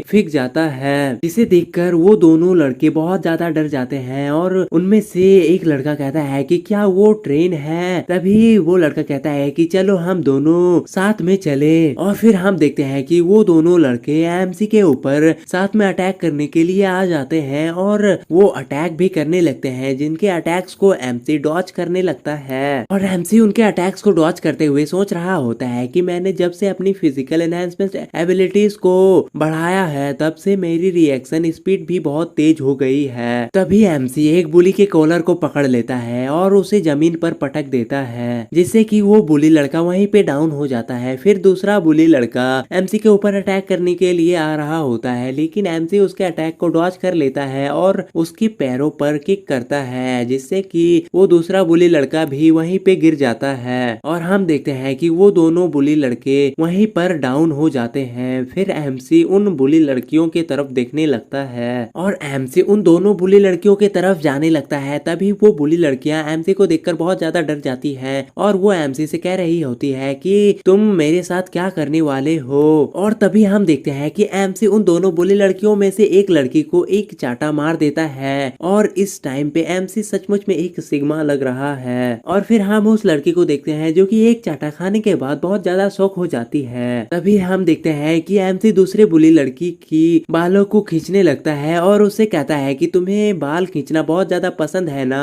तभी वो बुली लड़की चिल्लाने लगती है और वो एमसी से कहती है कि मुझे छोड़ दो। और फिर हम देखते हैं कि एमसी उस लड़की के गले पर चाकू रख देता है और फिर दिखाया जाता है कि एमसी ने कट लगा दिया होता है। और फिर एमसी को दिखाया जाता है जो कि बहुत ज्यादा सीरियस लग रहा होता है और इस टाइम पे ऐसा लग रहा होता है जैसे ने कि एमसी ने उस लड़की के गर्दन को काट दिया होता है। और जिसे देखकर सैनसैन और वो दूसरी बुली लड़की बहुत ज्यादा डर रही होती है। फिर हमें दिखाया जाता है कि एमसी ने जिस लड़की के ऊपर कट लगाया होता है वो जमीन पर बैठ जाती है और हमें दिखाया जाता है कि एमसी ने उस लड़की के बालों को काट दिया होता है। और वो बुली लड़की बहुत ज्यादा चिल्ला रही होती है और वो लड़की चिल्लाते हुए एमसी को गालियां देने लगती है और कहती है कि तुम्हारी हिम्मत कैसे हुई मेरी बालों को काटने की, मैं तुम्हें इससे दूर नहीं होने दूंगी। और हम देखते हैं कि ये कहते हुए वो लड़की रो भी रही होती है और हम देखते हैं कि एमसी उसके सामने बहुत ज्यादा बैड सा फेस बनाते हुए उससे कहता है कि लंबे बाल तुम्हारे लिए सिर्फ एक बोझ की तरह है। और हम देखते हैं कि एमसी को देखकर वो लड़की बहुत ज्यादा डर रही होती है। तभी एमसी वहाँ से जाने लगता है और उस बुली लड़की को कहता है कि कुछ दिनों में तुम समझ जाओगी कि छोटे बाल तुम्हारे जान बचाने के काम में आएंगे। तभी एमसी सांगसान को जाने के लिए कहने लगता है तो सांगसान कहती है कहाँ, लेकिन फिर सीन चेंज होता है और एमसी के कार का सीन दिखाया जाता है और सांगसान के ग्रैंडफादर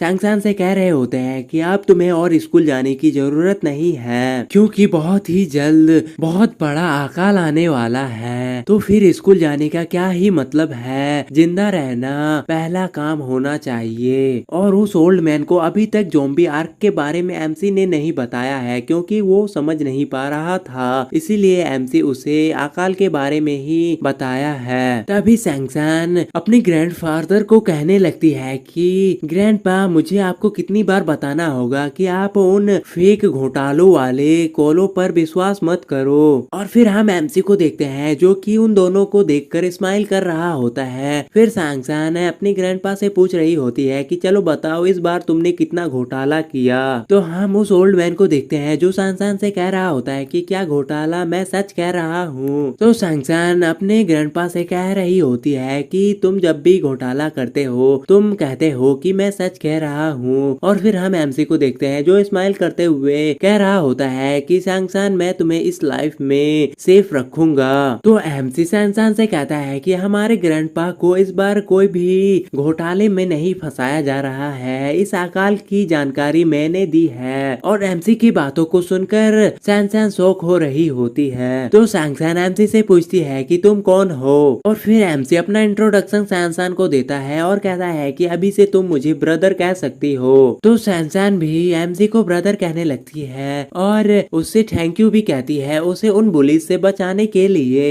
तो एमसी सांगसान से कहता है कि उन लोगों के बारे में चिंता मत करो, शायद उन लोगों के पास ज्यादा दिन नहीं बचे हैं। तो फिर सांगसान को दिखाया जाता है और सांगसान एमसी से पूछ रही होती है कि तुम्हारे कहने का क्या मतलब है, कि क्या सचमुच में अकाल पड़ने वाला है। तो एमसी सांगसान को बताता है कि मैंने तुम्हारे ग्रैंडपा के समझने के लिए इसे आसान बनाया और अकाल की कहानी बताई। तो सांगसान शौक होते हुए एमसी से कहती है कि मुझे भी लगा था कि इतने शांति भरे समय में अचानक से अकाल नहीं पड़ सकता है। और सांगसान सोच रही होती है कि सचमुच में यहाँ क्या चल रहा है। और फिर एमसी जैसे ही एपोक्लिप्स कहता है सांगसान बहुत ज्यादा शॉक हो जाती है और एमसी सांगसान से कहता है कि ये समय के बारे में होना चाहिए। और एमसी फिर सांगसान से कहता है कि तुम अपना फोन चालू करो और शॉर्ट वीडियोस और न्यूज को देखो, अगर मैं सही हूँ तो फिर तुम्हें कुछ ना कुछ क्लूज वहाँ से मिल ही जाएंगे। तो फिर सांगसान अपने फोन में देखने लगती है और अपने फोन में देखते हुए सांगसान शॉक होते हुए कह रही होती है कि ये तो बिल्कुल ही सच है। और सांगसान के फोन में भी ज़ॉम्बी आर के बारे में न्यूज चल रहा होता है। और गाइस इसमें एपोक्लिप्स बताया गया है लेकिन ज़ॉम्बी आर्क भी एक ही चीज हुआ, तो फिर अगर मैं ज़ॉम्बी आर्क कह रहा हूँ मतलब कि एपोक्लिप्स ही है, तो तुम लोग मैनेज कर लेना। और दिखाया जाता है कि न्यूज में बहुत सारे लोग रेबीज का शिकार हो रहे होते हैं और वो बाकियों को भी बाइट कर रहे होते हैं और उन्हें भी रेबीज का शिकार बना रहे होते हैं। और दिखाया जाता है कि सांगसान न्यूज में देख रही होती है बहुत सारे लोग बहुत तरह की बातें कर रहे होते हैं जो कि मैं स्किप कर रहा हूँ। और फिर हमें एमसी को दिखाया जाता है जो सांगसान से कहता है कि जैसा मैंने एक्सपेक्ट किया था एपोक्लिप्स की साइन अपेयर होना शुरू हो चुकी है। तो सांगसान शॉक होते हुए एमसी से पूछने लगती है कि यह क्या सचमुच में एपोक्लिप्स ही है। और फिर एमसी बताता है कि कल ज़ॉम्बी एपोक्लिप्स का पहला दिन है और कल बहुत सारे टॉक्सिक स्मोक से बहुत सारे प्रोविनेंस को कवर कर दिया जाएगा जिसमें कि प्रोविनेंस बी भी शामिल होगा और ये स्मोक लिविंग विंग्स के ऊपर इफेक्ट करेगी और फिर धीरे धीरे ह्यूमन पॉपुलेशन का एक बहुत बड़ा हिस्सा ज़ॉम्बीज में बदल जाएगा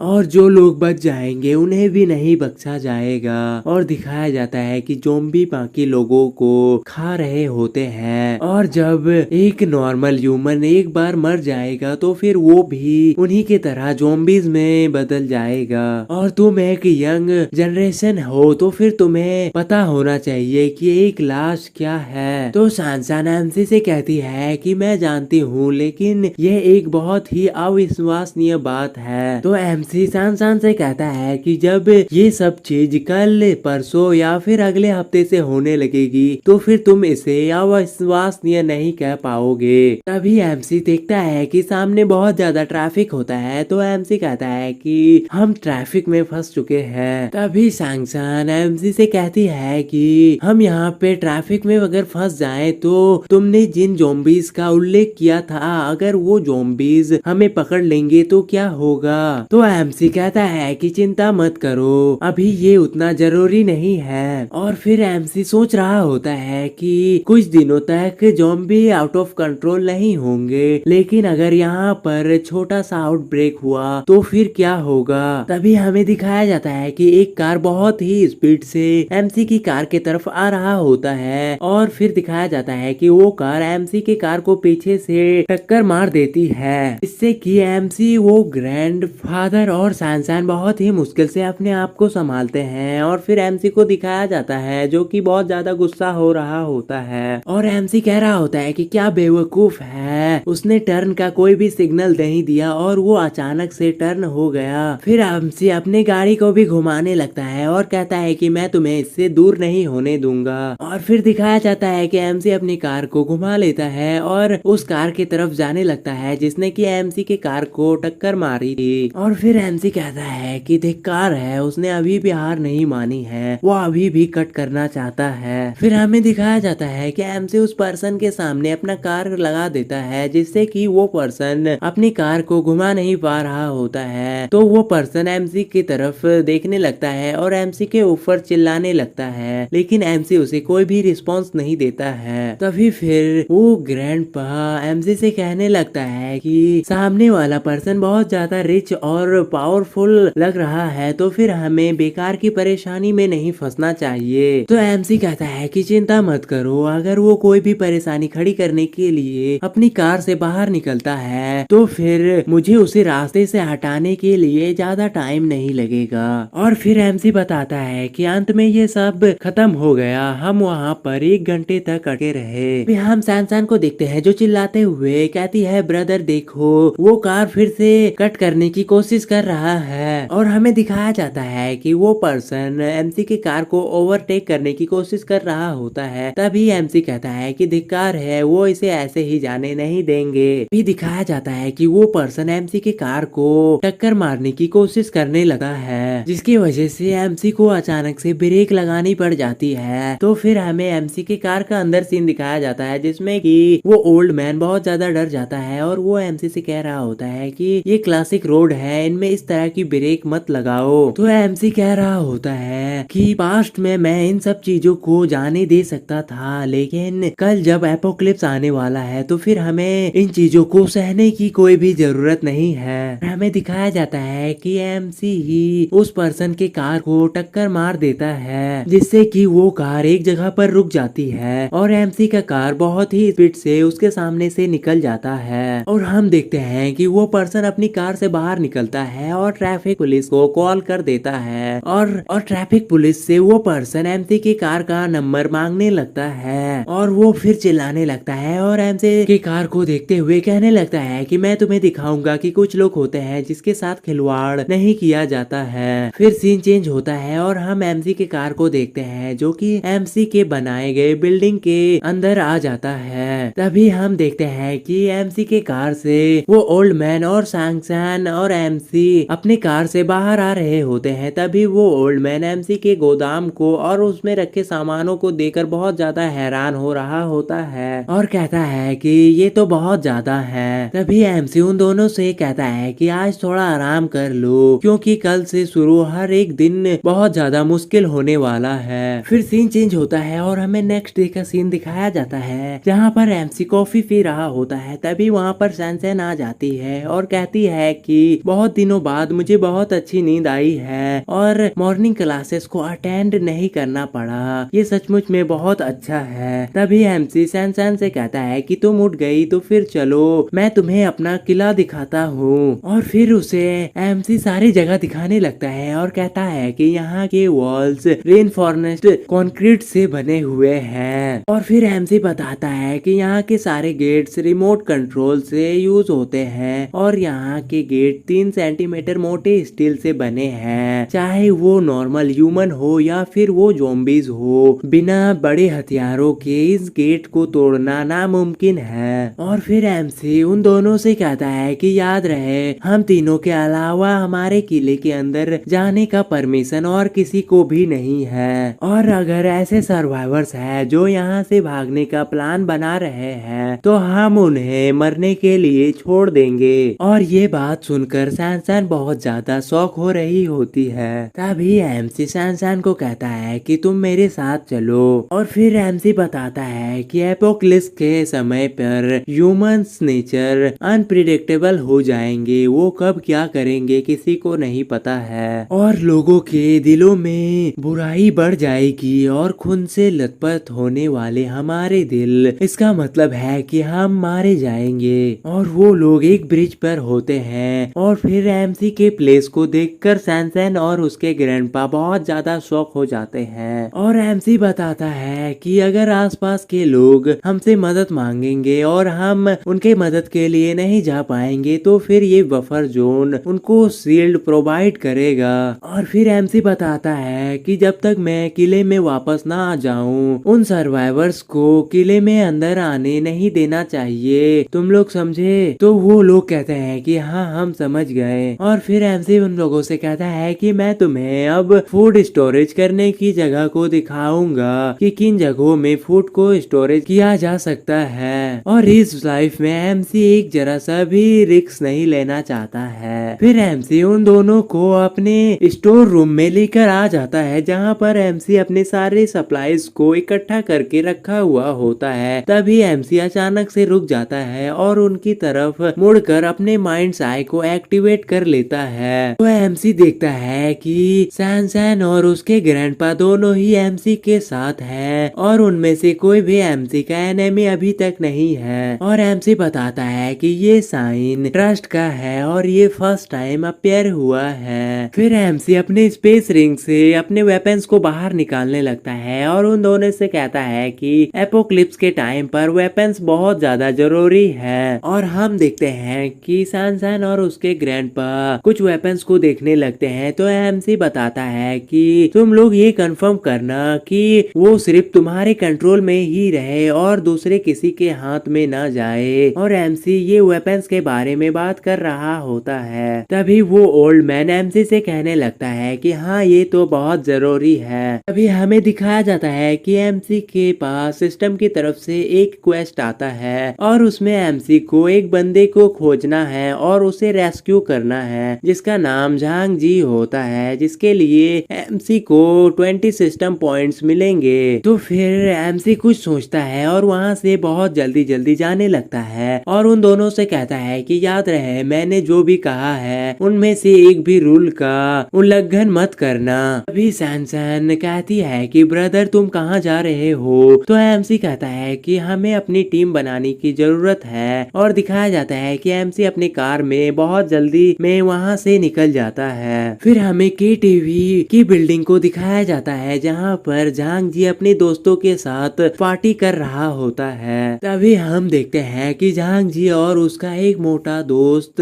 वहाँ से जाने लगता है। तो फिर उसके दोस्त उससे पूछते हैं कि तुम लोग कहाँ जा रहे हो? तो झांग जी कहता है कि हम टॉयलेट जा रहे हैं। तो फिर झांग जी अपने दोस्त से कहता है कि धिक्कार है, तुम किसका वेट कर रहे हो? क्या तुम्हें किडनी का प्रॉब्लम है? फिर हमें वॉशरूम का सीन दिखाया जाता है। झांग जी और उसका मोटा फ्रेंड वॉशरूम से बाहर आ रहे होते हैं। तभी उनके सामने से एक कपल जा रहे होते हैं। तो हमें दिखाया जाता है कि उन कपल्स में से वो लड़की झांग जी को देखकर एक अजीब सा फेस बना रही होती है। तभी झांग जी उस लड़की से टकरा जाता है। तो फिर झांग जी उस लड़की से माफी मांग लेता है। लेकिन हम देखते हैं कि उस लड़की का बॉयफ्रेंड झांग जी को बुरी तरह मारने लगता है और जांग जी को एक किक कर देता है, जिससे कि जांग जी बहुत दूर जाकर फेंक जाता है। तो फिर वो मोटा फ्रेंड जांग जी से पूछने लगता है कि क्या तुम ठीक हो। अभी वो मोटा फ्रेंड उसके बॉयफ्रेंड से कहने लगता है कि तुम क्या कर रहे हो, तुम इसे क्यों मार रहे हो। तभी हम उस लड़की के बॉयफ्रेंड को देखते हैं, जो कि गुस्सा होते हुए कहता है कि धिक्कार है, पहली बार किसी ने हिम्मत की है मुझसे बात करने की। और उस लड़की का बॉयफ्रेंड जांग जी के मोटे फ्रेंड को गले से पकड़कर उठा लेता है। तभी जांग जी उसे रिक्वेस्ट करने लगता है कि ब्रदर मेरी गलती है, उसे छोड़ दो, उसे छोड़ दो। तभी वहाँ से और एक पर्सन पार हो रहा होता है और वो कहता है कि धिक्कार है, मेरी कितनी बकवास लाइफ है, अभी मेरे पेट खराब हुआ था और अब मुझे सर्दी भी हो गया। तभी वो देखता है कि जांग जी और उसके फ्रेंड को उस लड़की का बॉयफ्रेंड मार रहा होता है। तभी वो पर्सन जांग जी और उसके फ्रेंड की मदद करने के लिए चला जाता है और वो शायद से उस बिल्डिंग का सिक्योरिटी गार्ड होता है। वो कहता है कि एक और लड़ाई, क्या तुम लोग थोड़ा सा ब्रेक नहीं ले सकते हो। और हम देखते हैं कि वो सिक्योरिटी गार्ड उन दोनों के पास चला जाता है और कहता है कि जेंटलमैन प्लीज शांत हो जाओ और उसे छोड़ दो। लेकिन हम देखते हैं कि वो लड़की का बॉयफ्रेंड उसे नहीं छोड़ रहा होता है। तभी हम देखते हैं कि उस लड़की का बॉयफ्रेंड उसे छोड़ देता है और उस सिक्योरिटी गार्ड को पकड़ लेता है और उससे चिल्लाते हुए कहने लगता है कि तुम्हारी हिम्मत कैसे हुई मेरी डिसरिस्पेक्ट करने की, यहाँ तक कि तुम्हारे बॉस भी मेरे कपड़े को छूने की हिम्मत नहीं करेंगे। और हम देखते हैं कि वो लड़की का बॉयफ्रेंड उस सिक्योरिटी गार्ड को मारने लगता है और वो उस सिक्योरिटी गार्ड से कह रहा होता है कि आप तुम अपने बॉस को बुलाओ, मैं ये कंफर्म करूंगा कि अब ये बिजनेस बंद हो जाए। तभी हम देखते हैं कि वो सिक्योरिटी गार्ड जांग जी और उसके फ्रेंड को भागने का इशारा करते हैं, जिससे कि जांग जी और उसका फ्रेंड वहां से भागने लगता है। और वो सिक्योरिटी गार्ड उस बुले लड़के को अभी भी कह रहा होता है कि शांत हो जाओ। फिर सीन चेंज होता है और हमें जांग जी और उसके फ्रेंड को दिखाया जाता है, जो अपने फ्रेंड के रूम में आ जाते हैं और वो लोग बहुत ज्यादा हाफ रहे होते हैं। तभी जांग जी का फ्रेंड उससे पूछता है कि क्या तुम्हारे पीछे कोई कुत्ता है जो तुम इतनी जल्दी में हो। तभी जांग जी का वो मोटा फ्रेंड अपने फ्रेंड से कहने लगता है कि हम टॉयलेट से बाहर आ रहे थे, तभी हम एक पुलिस से टकरा गए जो कि नशे में था और वो हमें मारना चाहता था। और सौभाग्य से वहाँ का सर्वर बहुत ज्यादा होशियार था, जिसकी वजह से हम भाग पाए, वरना फिर हम वहीं पर बुरी तरह से पिट गए होते। और सर्वर वो सिक्योरिटी गार्ड नहीं था, असल में वो एक वेटर था, इसीलिए जांग जी का फ्रेंड उसे सर्वर कह रहा है। तभी जांग जी का एक फ्रेंड बहुत ज्यादा गुस्सा हो जाता है और उनसे कहने लगता है कि तुम लोगों ने उनसे लड़ाई क्यों नहीं की, हमारे मैकेनिकल इंजीनियर के बैच में से स्टूडेंट्स कब से पीछे हटना सीख चुके हैं और इन लोगों ने भी मैकेनिकल इंजीनियर चूज करके अपनी लाइफ को झंड कर लिया है। और वो कहता है कि रुके, मुझे कॉल करने दो, हमारे डिपार्टमेंट के सारे लोगों को मैं यहाँ बुला लूंगा। तभी जांग जी अपने फ्रेंड से कहता है कि रुक जाओ, हमारी ग्रेजुएशन में 1 साल से भी कम का टाइम है, तो फिर हमें किसी भी तरह के प्रॉब्लम में नहीं फंसना चाहिए और तुम लोग म्यूजिक बजाते रहो और डांसिंग भी करते रहो। लेकिन तभी हम देखते हैं कि वो बुली पर्सन अपने कुछ दोस्तों को लेकर जांग जी के रूम में आ जाता है और उस वेटर को भी उन्होंने पीट दिया होता है। अभी नेक्स्ट सीन में हम देखते हैं कि उन बुली लड़कों ने जांग जी के सारे दोस्तों को पकड़कर घुटनों के बल बिठा दिया होता है। फिर हमें उस वेटर को दिखाया जाता है जो कि बहुत बुरी तरह से पिट गया होता है उन बुलिस से। तभी जांग जी का वो फ्रेंड जो पहले गुस्सा कर रहा था, वो उस बुली लड़के से कहता है कि हिम्मत है तो मुझे एक कॉल करने दो। तभी जांग जी के फ्रेंड के पीछे एक बुली लड़का खड़ा होता है, वो एक बियर की बोतल को उठाते हुए कहता है कि क्या मैंने तुम्हें परमिशन दी है कि तुम बात कर सकते हो। और दिखाया जाता है कि वो बुली लड़का जांग जी के फ्रेंड के सर पर वो बोतल फोड़ देता है, जिससे कि जांग जी बहुत ज्यादा शॉक हो जाता है। फिर सीन चेंज होता है और हमें के टीवी के बिल्डिंग का बाहर का सीन दिखाया जाता है, जहाँ पर एमसी का कार भी आ गया होता है और एमसी अपनी कार से खुश होते हुए बाहर निकलता है और कहता है कि इसमें कोई भी हैरानी वाली बात नहीं है कि तुम एक कॉलेज स्टूडेंट हो। और एमसी उस बिल्डिंग के अंदर जाने लगता है और कहता है कि अब हमें वर्ल्ड के एंड का सामना करना पड़ रहा है और तुम्हारे पास अभी भी पार्टी करने का दिल है। तो दिखाया जाता है कि जांग जी का फ्रेंड फ्लोर पे गिरा हुआ होता है और उसके सर से बहुत ज्यादा ब्लड भी आ रहा होता है। तो फिर हम उस बुली पर्सन को देखते हैं जो कि अपनी गर्लफ्रेंड से पूछ रहा होता है कि अब तुम्हें कैसा फील हो रहा है, क्या तुम्हें अच्छा लग रहा है। तभी उसकी गर्लफ्रेंड कहती है कि ये वो नहीं है जो मुझसे टकराया था। तो फिर हम उस बुली पर्सन को देखते हैं जो अपनी बोतल को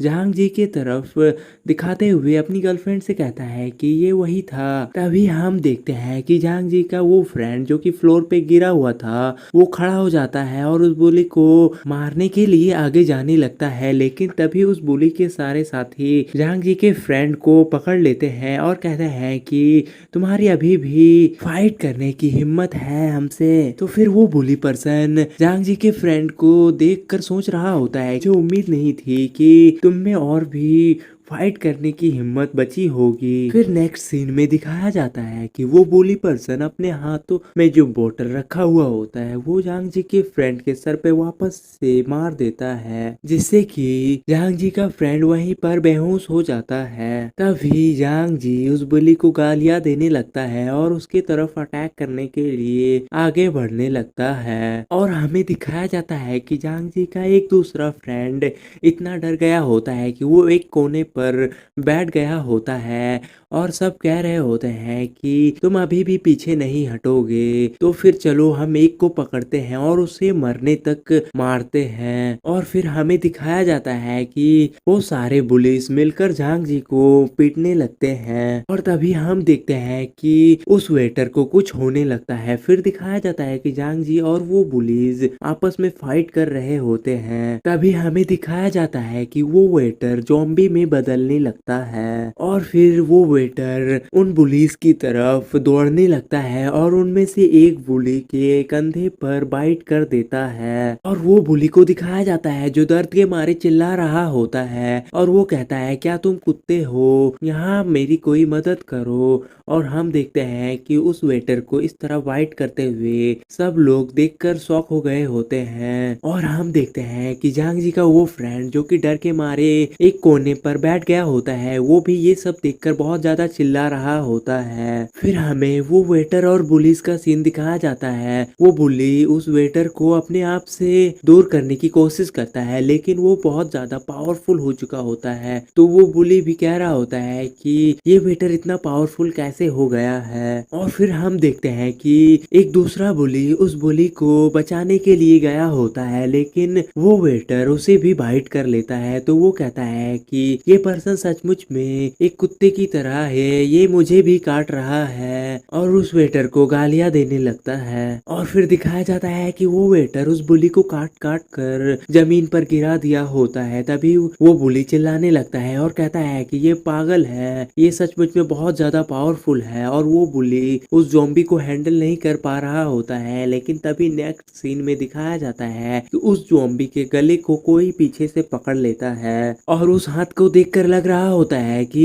एमसी आ चुका है इन लोगों को बचाने के लिए। तो फाइनली इस जगह पे एमसी का भी एंट्री हो गया है। तो फिर दिखाया जाता है कि एमसी अपने एक ही हाथ से उस ज़ॉम्बी को पकड़कर उठा लेता है और उस ज़ॉम्बी को एक टीवी पर पटक देता है। और तुम समझ रहे हो ना, इस टाइम पर एमसी इतना पावरफुल हो चुका है कि जिस ज़ॉम्बी को नॉर्मल बुलीज हैंडल नहीं कर पा रहे होते हैं उसे एमसी एक ही हाथ से कंट्रोल कर ले रहा है। तो फिर हमें एमसी को दिखाया जाता है जो कि सबको कह रहा होता है कि सब लोग अब रुक जाओ। फिर हमें उस बुली को दिखाया जाता है जिसके हाथ पर वो ज़ॉम्बी ने बाइट किया था। वो खड़े होते हुए एमसी को देखकर सोच रहा होता है कि ये पागल एक बैल की तरह ताकतवर है, लेकिन एमसी ने उसे एक ही हाथ से एक जगह पर पिन कर दिया है। फिर हम उस बुली के लीडर को देखते हैं जिसने कि ये सब शुरू किया था। वो एमसी से पूछता है कि तुम कौन हो, लेकिन फिर हम एमसी को देखते हैं जो कि जांग जांग जी से पूछ रहा था कि जांग जी तुम्हें किसी ने बाइट तो नहीं किया है ना। तो जांग जी कहता है कि नहीं नहीं मैं नहीं था, पर क्यों। तो एमसी जांग जी को कहता है कि तुम मेरे साथ चलो। लेकिन हम देखते हैं कि जांग जी जैसे ही एमसी के साथ आगे बढ़ने लगता है, वो पुलिस का लीडर जांग जी को रोक लेता है और वो पुलिस का लीडर जांग जी से कहता है कि हमारा हिसाब अभी पूरा नहीं हुआ है। तभी फिर हम उस बुली को देखते हैं जिसे कि उस ज़ॉम्बी ने पहले बाइट किया था। वो बुली के लीडर को कहने लगता है कि बॉस मेरा सर घूम रहा है। तो फिर वो बुली लीडर उससे पूछता है कि क्या हुआ, तुम्हें कुछ प्रॉब्लम है क्या। और हम देखते हैं कि उस बुली को उस ज़ॉम्बी वायरस का असर होने लगता है। और गाइस मैं एक बात बता देना चाहता हूँ कि हमारा स्क्रिप्ट पूरा एक्यूरेट नहीं होता है, तो थोड़ा बहुत कहीं पे गलती हो सकती है, जिसके लिए तुम लोगों ने कमेंट भी किया था। तो फिर थैंक यू उस कमेंट के लिए। और हम अपनी पूरी कोशिश करते हैं कि हम पूरा एक्यूरेट हो, लेकिन थोड़ी बहुत ट्रांसलेशन में प्रॉब्लम हो जाती है, इसलिए थोड़ा सा मैनेज कर लेना। तो फिर हम देखते हैं कि एमसी भी उस बुली को नोटिस कर रहा होता है कि उससे ज़ॉम्बी वायरस का असर हो रहा है। तो फिर एमसी उस बुली से पूछता है कि क्या उसने तुम्हारे शोल्डर पर बाइट किया था। तो वो बुली गुस्सा होते हुए एमसी से कहता है कि हाँ, लेकिन क्या हुआ। तो एमसी सोचने लगता है कि उस पर्सन ने जैसा बताया कि उसे पहले ही बाइट किया है, मतलब कि वो पहले से ही इन्फेक्टेड है और उसे सर के बहुत सामने भी बाइट किया गया है। इसका मतलब यह है कि वो बहुत जल्द ही म्यूटेटेड हो जाएगा। और फिर हम देखते हैं कि एमसी उस ज़ॉम्बी को दूसरी तरफ ले जाने लगता है। तो फिर सारे लोग शॉक हो जाते हैं और एमसी से पूछ रहे होते हैं कि आखिर तुम क्या कर रहे हो। तभी हम देखते हैं कि एमसी उस वेटर वाले ज़ॉम्बी को उनके कमरे से बाहर निकाल देता है और गेट को लॉक कर देता है। और फिर दिखाया जाता है कि एमसी उस गेट को लॉक करने के बाद कह रहा होता है कि अच्छी बात यह है कि ज़ॉम्बीज़ को अभी तक पता नहीं चला है कि गेट कैसे ओपन करते हैं। और फिर हम देखते हैं कि एमसी उन लोगों की तरफ देखता है और पूरी तरह से रेडी होकर जांग जी से पूछता है कि तो बताओ कि किन चीजों को बाहर निकालने की जरूरत है। और इस टाइम पर एमसी बहुत ज्यादा इंसेन लग रहा होता है। और फिर हम जांग जी को देखते हैं जो कि एमसी को देखकर शॉक हो रहा होता है और वो एमसी से पूछता है कि क्या हम एक दूसरे को जानते हैं। लेकिन तभी हमें दिखाया जाता है कि उन पुलिस का लीडर एमसी को देखकर बहुत ज्यादा गुस्सा कर रहा होता है और वो अचानक से एमसी के सामने अटैक करने के लिए चला जाता है। और वो एमसी से कहता है कि बच्चे तुम बहुत ज्यादा एरोगेंट बन रहे हो। लेकिन तभी हम देखते हैं कि एमसी उस बुली के लीडर को एक ही हैंड से पकड़ लेता है और उसे फ्लोर पर पटक देता है, जिसकी वजह से फ्लोर भी टूट जाती है। और हम देखते हैं कि दूसरा बुली एमसी को गाली देने लगता है और एमसी से कहता है कि तुम इसी के लिए पूछ रहे थे। लेकिन तभी एमसी उस बुली के ऊपर पे अटैक कर देता है और एमसी के एक ही पंच से वो बुली भी नॉक हो जाता है। तभी हम देखते हैं कि उस बुली के पास उसका एक साथी चला जाता है और उससे कहता है कि आखिर क्या हुआ, क्या तुम सीरियस हो, उसके एक ही पंच से तुम्हारे साथ ऐसा हो गया।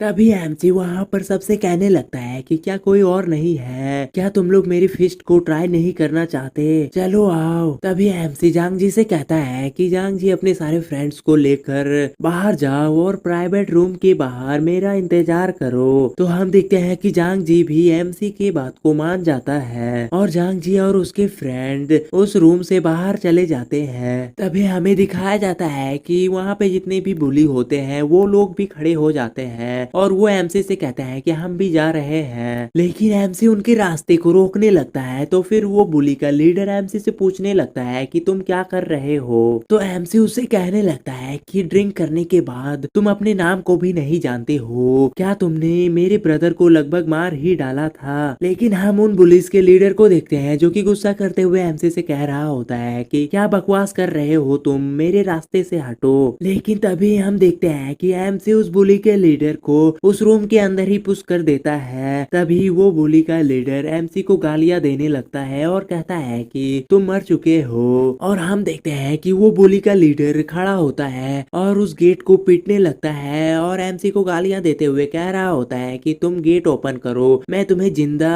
तुम्हारे चमड़ों को निकाल लूंगा। लेकिन तभी दिखाया जाता है कि उन पुलिस के एक टीममेट को उस ज़ॉम्बी ने शोल्डर पर बाइट किया था और वो अब ज़ॉम्बी में बदलने लगता है। और फिर दिखाया जाता है वो ज़ॉम्बी बहुत ज्यादा जोर से रोर करता है और वो अब पूरी तरह से ज़ॉम्बी में बदल जाता है। फिर वो उन पुलिस के ऊपर अटैक करने के लिए आगे बढ़ जाता है और हम देखते हैं कि उनमें से एक बुली उस ज़ॉम्बी को कह रहा होता है कि तुम क्या कर रहे हो। फिर हमें एमसी को दिखाया जाता है जो कि उस रूम के बाहर में ही उस गेट को पकड़े हुए होता है और एमसी उस रूम के अंदर से आ रही आवाजों को सुन रहा होता है। तभी एमसी के पास उस बिल्डिंग का एक स्टाफ आता है और वो एमसी से पूछ रहा होता है कि सर क्या हो रहा है, क्या आपको कोई मदद की जरूरत है। तो एमसी उस स्टाफ से कहता है कि इस दरवाजे को अच्छे से लॉक कर दो और इस रूम के अंदर किसी को भी जाने की परमिशन नहीं है। फिर पुलिस और हॉस्पिटल में कॉल करो और उन्हें कहो कि यहाँ पर एक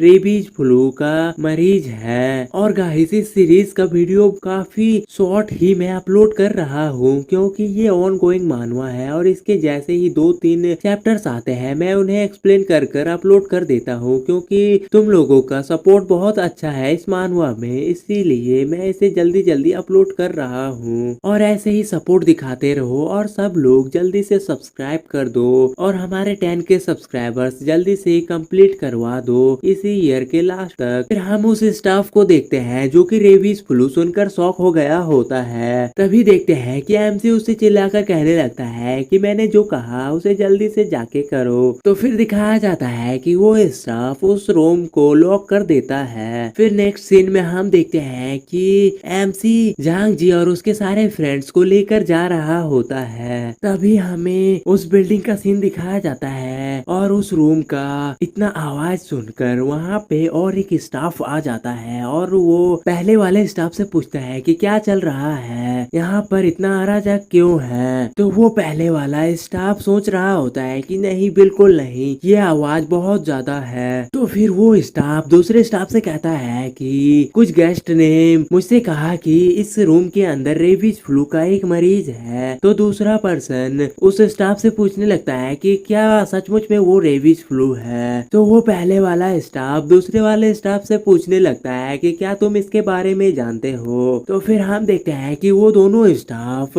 दौड़कर कहीं जाने लगते हैं और उनमें से एक स्टाफ कहता है कि मैंने इसके बारे में कहीं से सुना है। तो चलो फिर हम सीसीटीवी फुटेज में लाइव देखते हैं। फिर हमें सीसीटीवी रूम के सीन दिखाया जाता है और वहाँ पर तीनों स्टाफ उस रूम के अंदर का सीन देखकर बहुत ज्यादा शॉक हो गए होते हैं। और उस रूम में दिखाया जाता है कि उन सब लोग ज़ॉम्बीज में बदल गए होते हैं और वो अपने टीममेट्स का ही फ्लश खा रहे होते हैं। और वो तीनों स्टाफ कह रहे होते हैं कि जल्दी रिपोर्ट करो, पुलिस को बुलाओ, जल्दी से पुलिस को बुलाओ। फिर हमें बिल्डिंग के बाहर का सीन दिखाया जाता है और एमसी अपनी कार के पास खड़ा होता है और वो जांग जी और उसके फ्रेंड से कह रहा होता है कि जल्दी करो, अब ये प्लेस सेफ नहीं है। फिर हमें एमसी की कार को दिखाया जाता है और वो लोग एमसी के विला में जा रहे होते हैं। तभी हमें एमसी की कार के अंदर का सीन दिखाया जाता है और फिर जांग जी एमसी से कहता है कि बिग ब्रदर तुम्हारी मदद के लिए थैंक यू, लेकिन तुम कौन हो। तो फिर एमसी जांग जी को अपना इंट्रोडक्शन देता है और कहता है कि मुझे तुम्हें प्रोटेक्ट करने के लिए अपॉइंट किया गया था, लेकिन तुम्हें ये जानने की जरूरत नहीं है कि मुझे किसने अपॉइंट किया था। तभी जांग जी का एक फ्रेंड एमसी से कहने लगता है कि बिग ब्रदर क्या तुमने जो इस रेबीज फ्लू का जिक्र किया था वो असली है, क्योंकि मीडिया में तो इसे यह कहकर खारिज कर दिया गया कि रेबीज फ्लू एग्जिस्ट ही नहीं करता है। तो एमसी उससे कहने लगता है तो क्या अभी प्राइवेट रूम में क्या हुआ, क्या वो एक भ्रम था। तो फिर एक पर्सन एमसी से कहता है कि तो क्या इस रेबीज फ्लू का कोई भी मेडिसिन नहीं है। तो फिर एमसी उन लोगों से कहता है कि ये डिजास्टर अब ज्यादा दूर नहीं है, ये वर्ल्ड पहले से ही अपने एंड पर है। और एमसी के बात को सुनकर उस कार में सारे लोग शॉक हो जाते हैं। तभी फिर एमसी की कार का बाहर में दिखाया जाता है कि जो लोग ज़ॉम्बी बन गए होते हैं वो ऐसे लोगों पर अटैक कर रहे होते हैं जो अभी तक ज़ॉम्बी में नहीं बदले होते हैं। तभी फिर एमसी इन लोगों से भी वही कहने लगता है जो कि सैनसन और उसके ग्रैंडपा से कहा था। एमसी इन लोगों से कहता है कि अब ये सब आउट ऑफ कंट्रोल होने में ज्यादा समय नहीं है, इसीलिए तुम लोग अभी से मेरी बातों को मानो और मैं जो कहता हूँ वही करो। तो हम देखते हैं कि जांग जी और उसके सारे फ्रेंड एमसी का कहना मानने लगते हैं और कहते हैं कि हाँ तुम जो कहोगे हम वही करेंगे। तभी सिस्टम से एमसी के पास नोटिफिकेशन आता है कि एमसी ने अपने मिशन को कंप्लीट कर लिया है, जिसके वजह से एमसी को 20 सिस्टम पॉइंट्स भी मिल गए होते हैं। तो एमसी कहता है कि वो तो सिस्टम मिशन पूरा हो गया, ये अच्छा है। तो फिर चलो देखते हैं कि सिस्टम में कौन कौन से न्यू रिवॉर्ड्स आए हैं। फिर एमसी सिस्टम स्टोर ओपन करता है तो देखता है कि सिस्टम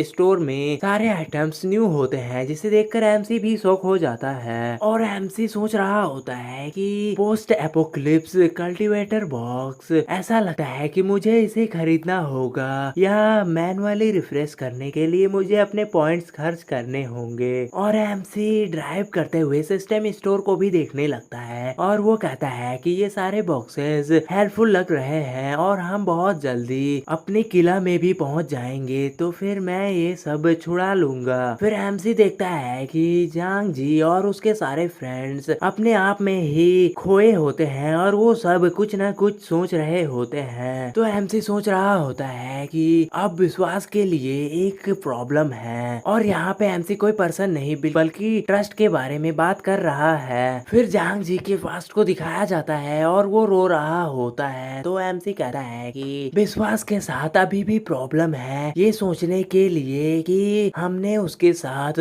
भाई जैसा व्यवहार किया है। पास्ट लाइफ में जांग जी के पूरे डोम को ज़ॉम्बीज के द्वारा किल कर दिया गया था, क्योंकि उनके भाइयों में से एक ने उन्हें धोखा दे दिया। बहुत ही मुश्किल से सिर्फ जांग जी उनमें से बच पाया था। वो पर्सन जिसने बाकियों को मरवाया था वो कौन था? और एमसी उन सभी को देखकर यही सोच रहा है। तभी हमें एक और बिल्डिंग को दिखाया जाता है और कोई उसमें कह रही होती है कि हनी तुम कैसे हो, और गैस करो कि ये कौन होगी। फिर हमें दिखाया जाता है कि एमसी की गर्लफ्रेंड अपने बॉयफ्रेंड से बात कर रही होती है कॉल पर। और मैं इन लोगों का नाम नहीं बताने वाला हूँ गाइस, क्योंकि मुझे नहीं लगता कि ये और ज्यादा चैप्टर्स दिखेंगी। और वो कॉल पे कह रही होती है कि तुम्हारे द्वारा लिखी गई सप्लाईज कब डिलीवर होगी, और बाहर में बहुत ज्यादा अराजक है तो मुझे सुपरमार्केट में भी जाने से डर लग रहा है। तो कॉल की दूसरी तरफ से उसका बॉयफ्रेंड उससे कहता है कि जल्द ही जैसे ही मेरा काम पूरा होगा मैं उन्हें भेज दूंगा। तभी एमसी की गर्लफ्रेंड का डोर कोई नॉक करता है, जिसके वजह से वो बहुत ज्यादा डर जाती है। तो फिर उसका बॉयफ्रेंड भी उससे पूछ रहा होता है कि क्या हुआ। तो फिर वो कॉल में कहने लगती है कि कोई डोर नॉक कर रहा है तो मैं अभी फोन रख रही हूँ। तो फिर वो अपने डोर के अंदर से ही देखने लगती है कि बाहर कौन है। और फिर नेक्स्ट सीन में दिखाया जाता है कि वो अपने डोर को ओपन करती है तो उसके सामने उसकी सिस्टर होती है। तो एमसी की गर्लफ्रेंड अपनी बहन से कहने लगती है कि तुमने इतना जोर से नॉक क्यों किया, तुमने मुझे मरने तक डरा दिया था। तो उसकी सिस्टर कहती है कि ओल्ड लियो को आज सुबह से फर्स्ट फ्लोर पर ले जाया गया है। तो एमसी की गर्लफ्रेंड कहती है दूर ले जाया गया, लेकिन कैसे? तो उसकी सिस्टर कहती है कि पुलिस और एम्बुलेंस उसके साथ है। और उसकी सिस्टर ये कहते हुए एमसी की गर्लफ्रेंड के रूम के डोर को लॉक कर देती है। तभी एमसी की गर्लफ्रेंड सोचने लगती है कि इसीलिए आज मॉर्निंग में इतना ज्यादा अस्त व्यस्त था सब कुछ। तो फिर एमसी की गर्लफ्रेंड की सिस्टर एमसी की गर्लफ्रेंड से कहने लगती है कि ऐसा लगता है कि ली फ्लू कोई डर नहीं है। फिर वो कहती है क्या ली सुक्योन ने तुम्हें वो सप्लाईज दी जिसे कि उसने कहा था? तो फिर एमसी की गर्लफ्रेंड उससे कहती है कि अभी तक तो नहीं। और फिर वो कहने लगती है कि लालत है, मैंने तुमसे पहले ही कहा था कि कोई भी मैन अच्छा नहीं होता है। और फिर वो एमसी की गर्लफ्रेंड से कहने लगती है है कि मेरी बात सुनो और अपने बॉयफ्रेंड को कॉल करके कहो कि एमसी के पास बहुत ज्यादा सप्लाईज है, वो इस केओस के समय पर बहुत ज्यादा पैसा कमा सकता है। तो एमसी की गर्लफ्रेंड अपनी सिस्टर से पूछने लगती है कि सचमुच में तुम्हें कैसे पता। तो उसकी सिस्टर बताती है कि पिछले बार जब एमसी ने उसे अपने घर से निकाला था तब से उसका एक नौकर एमसी के ऊपर नजर रख रहा है और उस नौकर से पता चला कि हर कुछ दिन में एमसी के अबैंडन्ड फैक्ट्री में एक ट्रक सप्लाईज डिलीवर करने आता है। और एमसी की गर्लफ्रेंड गुस्सा होते हुए कह रही होती है कि उस आदमी को पहले से ही पता था शायद से इस पेंडेमिक के बारे में। तो उसकी सिस्टर एमसी की गर्लफ्रेंड से कहने लगती है कि मेरी बात सुनो और उसे जल्दी से कॉल करो और जितना जल्दी हो सके उससे अपनी डील को फाइनल करो। और शायद से उसकी सिस्टर एमसी को ही कॉल करने के लिए कह रही होती है। तो फिर एमसी की गर्लफ्रेंड की सिस्टर एमसी की गर्लफ्रेंड से कहती है कि जब वो पैसा कमा रहा है तो फिर हमें उसे बड़ी छूट लेनी चाहिए। और अभी तक फिलहाल इस मानवा के इतने ही चैप्टर्स आए हैं जिसे कि मैंने एक्सप्लेन कर दिया है। तो फिर अपना पूरा सपोर्ट दिखाओ और 10 के सब्सक्राइबर्स जल्दी से कंप्लीट करवा दो। तो मिलते हैं नेक्स्ट वीडियो में, तब तक के लिए बाय।